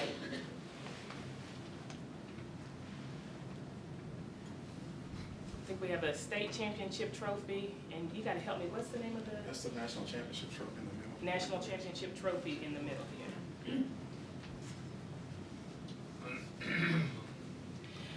Other things, just because this is a new commission, other items that we've done is just to try to let the community know that we're out there, because we were seeking input, we're needing items, we were needing information on accomplishments that they wanted to see. So we participated in the 4th of July parade as a commission, as well as the Christmas parade.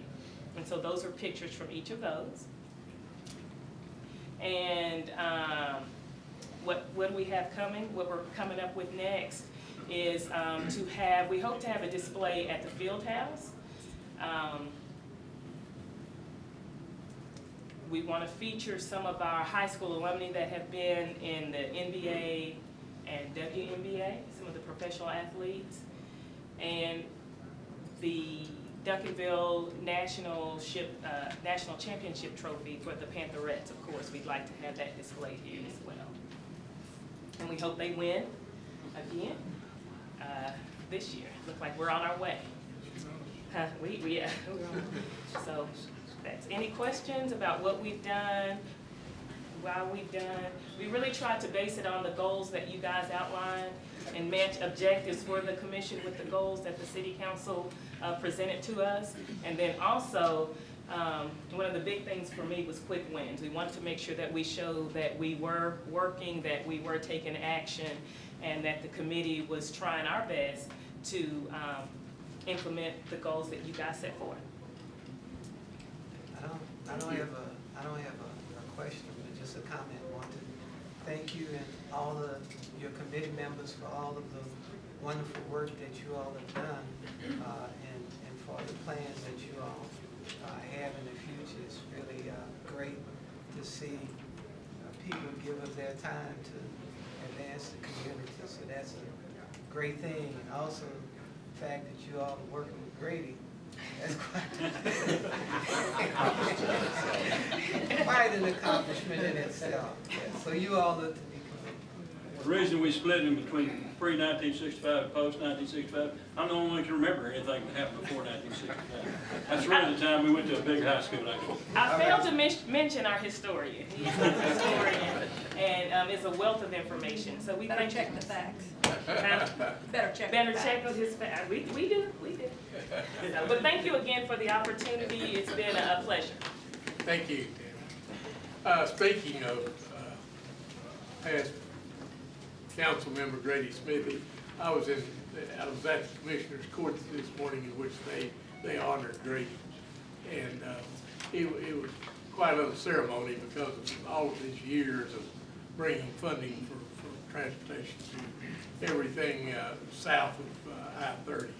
So they recognize you for that. You did say that you failed to make me a nicer person. Yeah, I told, my only comment when they called on me was to say, you know, when I first became mayor, my object was to make Grady a kinder and gentler person, and I failed miserably. That brought a roar from the county court. Oh, well. Item number C, 3, or C, is to receive the police department quarterly update. Yes, sir. Good evening, Mayor and Council. Thank you for this opportunity to share with you what's going on in the police department for the past quarter.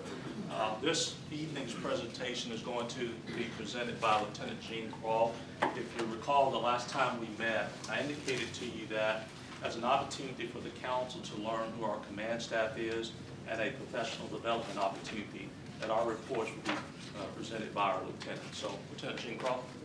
Thank you, Chief. Council, Mayor, Mr. Hugman. Like Chief said, this is our final quarter for the 2015 calendar year.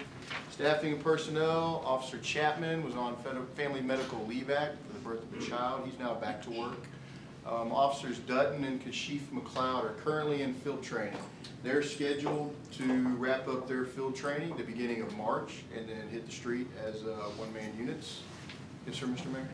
I just wanted to pull that door out. Oh, I'm sorry. So everybody can see. Okay. This is where everybody can see the screen. All right. Currently have one officer attending the Dallas County Sheriff's Academy. He just began his 3rd week of training today. Recruit Thomas Malone graduated from North Central Texas Council of Governments Regional Police Academy on December 11th. And I believe Sunday, this past Sunday, was his first day of FTO training. We currently have 4 vacant police officer positions at this time. As far as department activity goes, our number of use of force incidents, 2015, now this compares January 1st to November 30th. December was not included due to the time frame we had to have this information in mind. But 2015 compared to 2014, we actually saw a reduction of 3 in occurrences of active means. That's in which suspects were resisting and we were required to use force against them to get compliance. Number of citizen complaints, 2014 we had 2 officers exonerated, 1 case was unfounded. 2015 we had 1 exonerated and 1 unfounded. No sustained citizen complaints, I should say. Those are not internal complaints, those are citizen generated complaints. Accomplishments, officer recognition. September we gave out 2 certificates of merit. October, 45 department commendations internally generated. November, 23 department commendations internally generated. And then, of course, thank you notes or emails from citizens commending officers. Those are externally generated, and throughout the quarter, we received 15 of those. Accomplishments, Chief Brown assisted in a panel discussion at the North Texas Crime Commission luncheon, October 8th of 2015. He also served as a panelist for the Police Chiefs Roundtable with Citizens Police Academy of North Texas on October 10th, 2015. I think there were 24 chiefs of police there, and there were 120 Citizens Police Academy alumni or alumnus throughout the Metroplex that all participated in this. And what they did was they collaborated, came up with some ideas for how to reach out to the community and get some more police and community citizen interaction. Chief Brown also participated in a police chief panel at Antioch Fellowship Missionary Baptist Church on November 7th, 2015. He was busy last quarter. Duncanville police officers partnered with Duncanville Independent School District on school bus safety. This is the first time we've ever done this, so we had a little bit of a learning curve. One of the public information officers at the ISD just recently come from Arlington ISD, and this is an initiative that they've had for a few years over there. We put one officer on the school bus, we put another officer in a patrol car following behind. The officer on the school bus watches for violators who pass the parked school bus, and then he radios the vehicle description and license plate to the officer in the patrol car, who then initiates traffic stop and takes enforcement action on the vehicles. We plan on doing this again next year with the ISD in conjunction with the School Bus Safety Week. National Drug Take Back on September 26, 2015. We collected 285 pounds of expired and unused medication from citizens. National Night Out, October 6, 2015. I saw a few of you there. We had over 300 people attend that event. There's some more pictures from National Night Out. It was down at the field house, and I think this year we're going to move it up to the community center, just so we can kind of have not so much congestion down there at the field house, if you will. There were several games, and we had over 300 people, so there's a lot of traffic in and out. 51st Citizens Police Academy graduation was November 13th, 2015.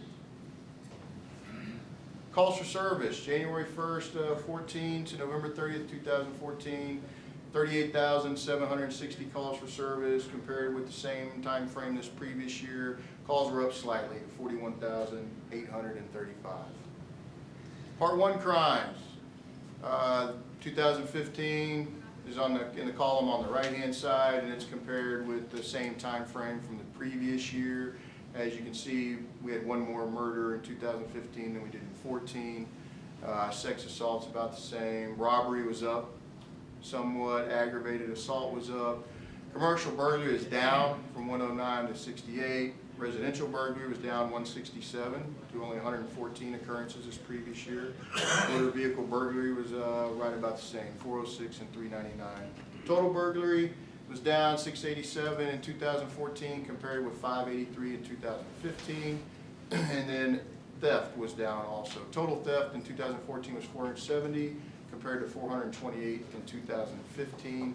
Overall, a slight reduction in crime, all Part 1 offenses from 1347 to 1320 for 2015 compared with 14.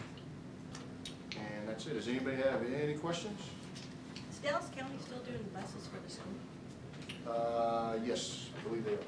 Well, no. No. Duncanville ISD does the buses for the school. Dallas County Police Department, Dallas County School District Police do the SRO program up at the high school, but Duncanville provides some bus service. They were talking about contracting the county. I didn't know if they did or not. Do the Dallas County buses, they have the cameras on them, don't they? If you run the stop sign, take your picture? Some of them do, yes. And we've considered that in the past. I think it's an economic issue, and then it's a manpower issue. Every one of those violations have to be reviewed and approved by a commissioned peace officer, just like all of our red light cameras do. So the officers ride the bus with the car following, that's random, that's Yes, not ma'am. on every single bus? Yes, ma'am. Yes, ma'am. That's the person. Thank you very much, Mayor and Council. Thank you. Yeah, Dallas, Duncanville is one of the cities, and there's not a whole lot of them that still operate their own bus system. But we do at Duncanville. Most of the other cities contract with Dallas County. Fire department. Council, Mayor, Fire Department wishes to thank y'all for having our update for this quarter. First thing I'd like to do is talk about our staffing in the fire department. If y'all remember last time I mentioned that we had 6 vacancies in the department. Since that time in October 18th, we hired Micah Shaw. And on October the 21st, we hired Sean Brown. On December the 17th, we hired Trevor Carpenter. And on December 17th, we hired Paul Stover. These gentlemen have been through our training process and have now been counted as staffing, which is a good thing for our department to cut down our manpower. Currently, we have 2 vacancies in the fire department, And we held a civil service exam on January the 9th and conducted a physical agility test for those entrance exam personnel. Their packets are due on the 22nd, and that's at that time we'll have our interview panel go through those panels to bring those candidates in for an interview to have an appointment. On January the 4th, we brought in a new employee. And I'd like to introduce her to the council. Tanya, if you mind standing, this is Tanya Hunter.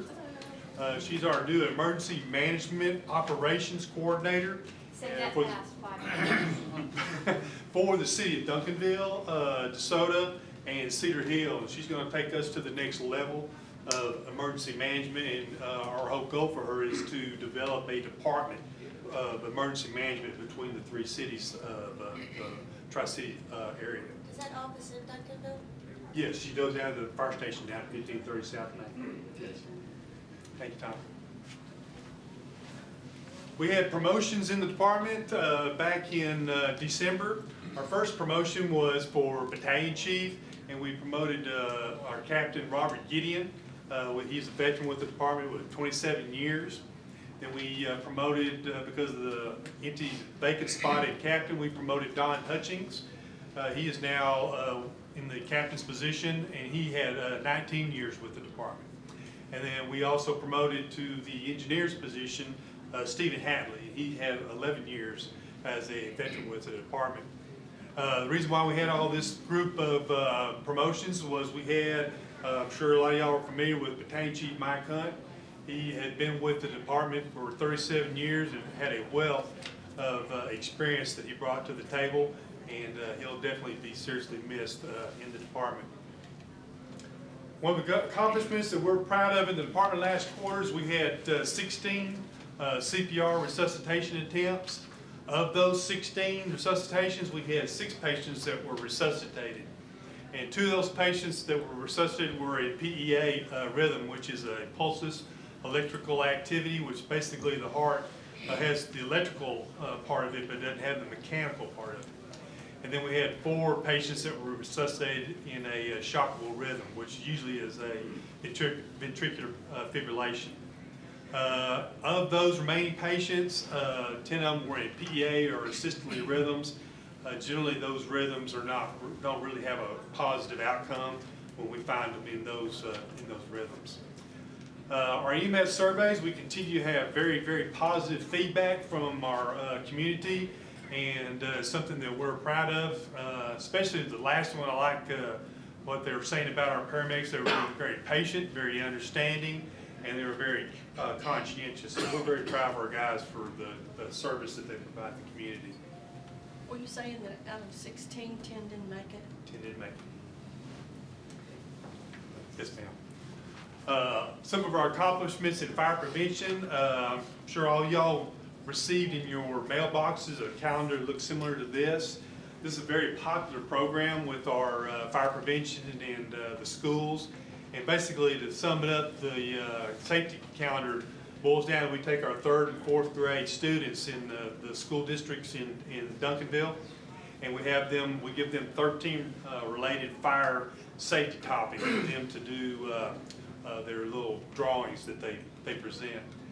Some of them can be very, very comical. I enjoy helping with the judging of these, who is going to make the 13, I don't know what happened there, the 13 on the calendar. So it's been a very good program for us. Part of our work plan objective, 4.38, was during the budget process, one of our supplementals that was approved by the council was to purchase our personal protective equipment dryer cabinets. The reason for our purchasing this is so that if our guys go out and they are involved in a structure fire, they can go back and they can wash that clothing and get all the carcinogens out of the clothing so that they are less susceptible to the carcinogens that could possibly contaminate them. Also, this allows that gear to dry very efficiently and very quickly so that we don't have that chance of mold, which can get in there and break down the fibers of that expensive gear. Just kind of give you an idea, basically that just the pants and the coat run about $1,200 a piece. So we want to try to take care of that gear for as long as we can. Some of our performance indicators, during that first quarter from October to January, we had 1,642 calls. Of those, to break them down a little bit, we had fire-related calls for service were 53. Actual structure fires, we had 24. Other related fire calls was 355. As you can see, most of our calls are our EMS calls for service. There was 1,151. And then our Fire Prevention Bureau that went out and they've done 230 actual inspections in the community. And then our fire crews go out and they do our fire surveys, and they completed 306. And over my presentation, does anybody have any questions? Thank you very much. Oh, go ahead. During the town hall meeting, something was brought up that I hadn't really thought about. Cedar Hill has 4 stations, right? Correct. And DeSoto has 3. Correct. And Duncanville has 2. Correct. But yet Duncanville runs circles, way more calls than Cedar Hill or DeSoto. I forget the numbers. Okay. I just want everybody to know that. Okay. Very good. Yeah, and we were talking about the save rate on the resuscitation. Did that equate to about 27%? That's correct. And the national average is 3 to 6%, something like that? That's correct. That tells you how good that is. And it has to do with a lot of our speed. We get there as quick as we can. Our guys hop on it and they really start patient care as quickly as they can. Thank you. Thank you.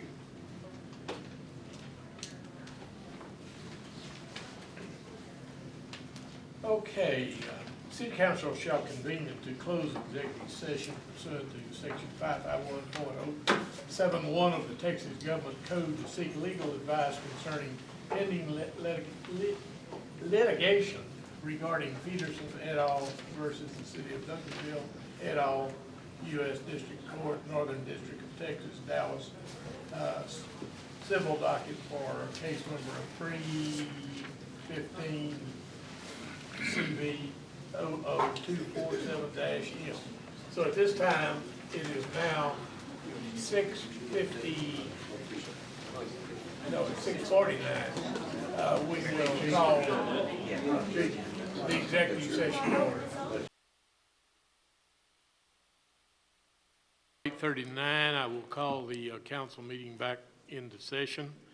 The next item up will be 5B, and it's to consider an ordinance of the City Council of the City of Duncanville, Texas, amending the Code of Ordinances by amending Chapter 12, Miscellaneous, Article 2, Food and Food Establishment Sanitation, Sections 12-14 through 12-34, including the renumbering of these sections to ensure the ordinance is consistent with amendments to the state law effective October the 11th, 2015, providing a repealing clause, providing a severability clause, providing a penalty of fine not to exceed the sum of $2,000 for each offense, and providing an effective date. Move to Mike, approve. if you, wait a minute, Mike's going to explain it to you. Don't rush it.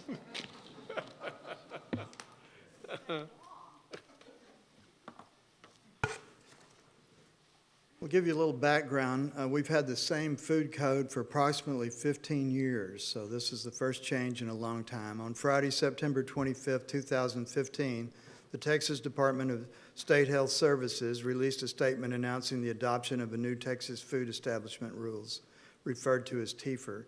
The new Texas Food Establishment Rules were revised so that they are now more closely aligned with the U.S. Food and Drug Model Food Code. Until the adoption of the new regulation, Texas had been operating on the 2001 FDA Food Code. What are the new rules? The new regulation contains a vast number of significant changes affecting food service operators in the state. A summary of the major changes are on some of the following slides here. On the inspection report, we'll now have a 3-tier risk designation, which is a significant change. We'll have priority items, which would deal with things like temperature, priority foundation items, food handling, food training, and then core items, which would be related to the structure itself. And the type of establishments that would be affected by these rules are grocery stores, markets, delicatessens, restaurants, bars, cafes, snack bars, hospitals that serve food, jails, school cafeterias, temporary food establishments, mobile food establishments. There are some key definition changes. There's 40 definition changes, but to give you an example of one, for 50 years, perishable food was called potentially hazardous food, PHF. That's changed.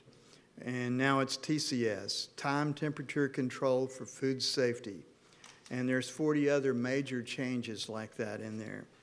It's trying to get the names of these definitions more in key with the science that they're based on. There's other additional changes. Restaurants will now have to have their food handlers pass an accredited course and get a food handler card 60 days from employment. There will have to be a certified food manager on duty at every shift and a person in charge. There will be record keeping and training for employees in a food establishment to report any illnesses that they have. And they've added 6 new illnesses to the list that are listed up here. And if you have these, you have to report to your supervisor, and you will not be allowed to work until you're well. And some of them will require a doctor's excuse before you can return to work. So other changes are like unused tableware now must be changed between customers. So if you sit down at a table that's got 4 place settings, and you only use 2, they all have to be washed when you get through. There's restrictions on toilets, urinals, and showers that can't be used as a service sink. We don't see that very often anymore, but that's why we needed a new code after 15 years. New provisions allowing for automatic hand washing facilities if approved by the regulatory authority. New language requiring plumbing fixtures such as hand washing sinks, toilets, and urinals to be cleaned as often as necessary to keep them sanitary. Chemicals used to wash or peel whole vegetables have to be approved additives, including ozone as an approved antimicrobial agent. They added new language changing to risk-based inspections. In the past, we did all in food establishments 4 times a year. Now it's going to be based on risk with schools, daycare, nursing homes. Those would be the key primary risk-based places. It would be 4 times probably a year, and everything else would go to 2. Now, this sounds like, oh, we're going from 4 to 2. But there's a reason for that, because this code is very, very strict, and we will follow up in the time limits required for correction. So when you do an inspection, everything will be corrected. You may have to go back 2 or 3 times in order to make sure that everything's done, because there'll be 3 different time requirements. So instead of 4 inspections, you could have 12, actually. So most of our restaurants do a very good job, so I'm not expecting there to be a big problem with that. You can find a copy of the Texas Food Establishment Rules at the website listed there. Counting all the appendices and everything, it's about a 250-page document. I went over this morning to the city of Plano, and I sat in a meeting for 8 hours with the FDA and the State Health Department going over the changes, how to score the different items on our reports. And there are a lot of changes. There's going to be a lot of training involved to get the employees up to speed. It'll probably take about a year to get everybody in tune with this and get them on the same page where they understand a lot of this. It took me a couple of months to remember TCS instead of PHF, because you get set in your ways on these things, and it's hard to erase that slate and start over. But there's going to be a lot of that. So in order to adopt the code by reference, the state code, we had to rewrite the municipal code for our food ordinance, so everything's in line with that. I think it's a good code, and I'm going to enjoy working and inspecting with this new law if y'all choose to approve that today. Are there any questions? This all came out of the last legislative session? Yes, sir. Maybe every 2 years is too often. Okay, that's the only comment I had about it. Councilwoman Thomas? Yes, I'd like to know if there's going to be an increase in your workload because of this? I don't expect there to be, because I've spent a lot of time training our people. I've spent time preparing them for the new code that was coming. The follow-up inspections that I'll have to do won't take as long as a regular inspection, so I think it's going to all balance out. My workload will be the exact same. If it's not, I'll be sure to give you a call and let you know that I need an assistant, but I don't foresee that. Mayor Pro Tem Harvey? Thank you. I just want to congratulate you on your commitment to learning these new requirements, and thank you for the presentation that you made. I just have one simple question. So if I go to Duncan Switch, and I go to the Masons, and I get a hot dog. No sauerkraut. No, don't presuppose. And in addition to get the hot dog, I buy the pickles from the lady that's right across the way. And in addition to the pickles, I also get some sauerkraut that just happens to be out there. Am I in violation of this code? Well, in the cottage food industry that you're referring to that allows people to prepare these pickles and different spices and things at home is for non-hazardous foods. And that's completely separate from the state code. It's got its own little deal in there. The only thing that can be pickled is cucumbers, so you can't pickle cabbage or for sauerkraut, only pickles. That's the only thing in there. Every year it seems like they try to include more things in there. But I cannot inspect or permit a cottage food industry. The lady that sells the pickles, when she comes, she does it. I'll look at them and talk to her about what the cottage industry allows, and she's just doing everything good. But I really have no authority over her. Now, as far as the sauerkraut, the Masonic Lodge is no longer doing a food booth at Duncan Switch, but the sauerkraut, if she gave it or sold it to them, it's from an unapproved source. It would have to be from a commercial kitchen, and she'd be wholesaling it to them. She would have to have a food license, so no, it would not be allowed. Okay. If she gets a food manufacturing license and a commercial kitchen to make her sauerkraut in, then she can get a temporary food permit. That would be no problem. Can we put that like as an item for maybe future study down the road somewhere to look at that? Yeah, we certainly could. All right. Thank you. That's all. That's all. Thank you. Can we grandfather that? Could it be?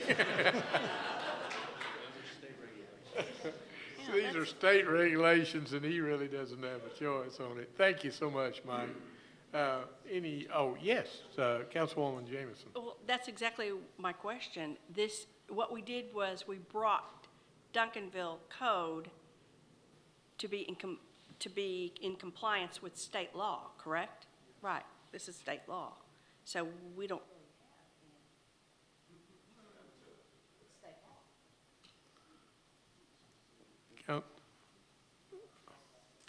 Okay. I'm still going to eat it. If I could clarify, our code of ordinance was in compliance with state law before. It's just the state law has been revised now, so we're bringing it up to date with that law that was passed in October.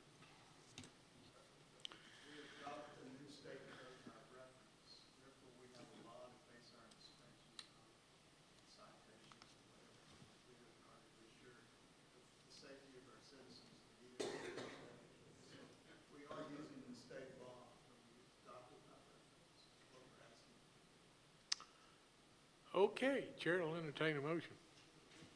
So moved. Move to approve. Oh, second. Move in a second. Okay, further discussion? Please vote.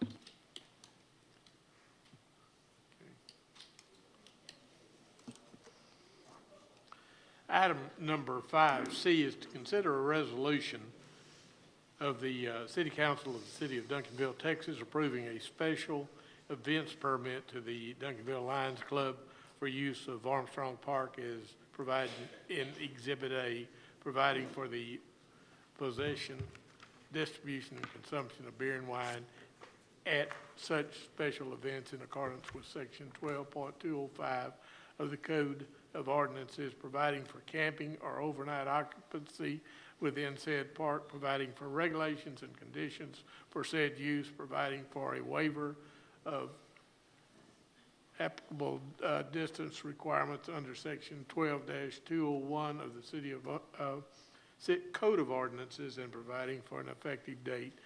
Basically, this is really the same thing that we had before. Bart? That is correct. Bart Stevenson, I'm the Director of Parks and Recreation, and I am pleased to stand before you this evening to talk about the Smoking Barbecue and Blues event. I think they called it 1.2. As you all are aware, the event that was scheduled for last October was washed out with rain, and we're back here tonight, just about 6 months later, talking about a reboot, and I'm very excited about that. As it has been mentioned several times, all the event details are the same as the previous request that you approved late last year. The only change that's been made is the date. The Lions Club submitted their application on December 29th. It is requesting for alcohol sale and consumption on City Park, which will require your approval. It also includes the right to camp in the park for our barbecue cookers, as well as a distance waiver for the alcohol sales. Some of the event details, again, will be April 22nd and 23rd for the public hours. You'll see those there for Friday night and all day Saturday. The event actually extends from noon on Friday to allow the setup of the event, and ends actually on 10 a.m. on Sunday for the takedown of the event. And for also, because some of these barbecue cookers plan on staying overnight on Saturday and leaving afterwards. The primary activities will be the barbecue contest. There'll be multiple categories, including a children's category. And then there will be live music on the stage throughout the day during the public hours. It's my understanding that all the same bands that were playing for the last event are coming back for this event. Some of the details that have been discussed for this event is that they must follow all TABC requirements, including a TABC licensed vendor. They have that in place. One thing I want to point out is that included in your packets was a certificate of liability that was out of date. We passed out a revised one to you before your meeting tonight, showing that it is in compliance and up to date. There'll be 4 entryway points to the event. The senior center will be utilized for the judging and command center. The fire department will be on call if necessary. There'll be 2 uniformed officers. If there's any emergencies, that we have a sound system obviously in place, as well as a video board to alert the public. The evacuation sites, as in all of our events held at Armstrong Park, will be the Recreation Center, the Senior Center, and Town Hall. And then James Collins will be the only road that is affected by this event. It will be completely shut down. All of the roads surrounding the park will be open. There will be a temporary crosswalk installed on Main Street near James Collins to allow folks to park at the churches and walk across. And of course, portalets will be provided by the Lions Club. Here's the overall site view. If you're not familiar with Armstrong Park, I think most everyone are, because we're sitting adjacent to it. And then here's the event map for the Barbecue and Blues event. With us tonight, we have several Lions Club members, as you can see. And I think if you have any questions of them, I think Michael Douglas is here to answer any of your questions. So that concludes my presentation at this time. Thank you. Mayor Green, just for the record, would note that Mr. Rutherford removed himself and filed the required conflict of interest form since he serves on the board of the Lions Club. Okay, so noted. He did fill out the proper form. Okay. Okay, I think everybody's ready to vote. Further questions? Mayor Pro Tem Hart? Thank you, Mayor. I just want to move for approval of the Barbecue and Blues event on its revised date. Second? Second. Okay, no further questions, please vote.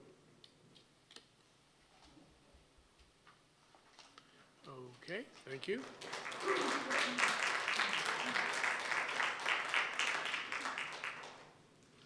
Item number 5D is to consider a resolution of the City Council of the City of Duncanville, Texas, to accept and approve the Duncanville Sign Control Board grant of 15-foot side yard variance for the location of a monopole sign at 1417 North Duncanville Road, Duncanville, Texas, and such sign shall be constructed and maintained to the dimensions as depicted in Exhibit 1 and 2, which are attached hereto and incorporated herein, authorizing the city manager or his designee to issue the required permits and providing an effective date. Mayor, Council, on December 10th, the Sign Control Board met to hear the request of Tommy Bell of Barnett Signs representing Wine and Beer Stop Number 2 at 1417 North Duncanville Road. The request was to, as you stated, to place a pole sign, 25-foot pole sign, on this far north part of the property in that area where the yellow-based light post is. The reason for this, and that's 15 feet from the property line where they're going to place the sign as opposed to the 30 foot that's required. But the reason that they place the sign out there is they've added that canopy. On the next slide, you get a better view of it. They've just added the gas pumps and the canopy, somewhere in the vicinity of about $190,000 worth of improvements. I think part of it is to compete with the convenience store next door that does sell gas as well. So they've done a lot of improvements out there, added lighting, changed their parking configuration, and in doing so, there was no place for the sign that they had up there all this time. So it's the same sign. It will just be removed and, well, it's already been removed, but it'll be placed in that 15-foot area from the property line. So it was a 6-0 vote for the Sign Control Board to approve recommendation, and we've added a resolution in your packet to go forward with this request. Thank you. Chair will entertain a motion. So moved. Second. Is there any discussion? Councilwoman Thomas. I just have a question. In the packet, it said that number of responses in favor, there was 1. In opposition, there were 2. Can you explain that? The negative, the opposition of the request? They came from the owner of the business. Oh, okay. Oh. Any further questions, comments? Please vote. Thank you.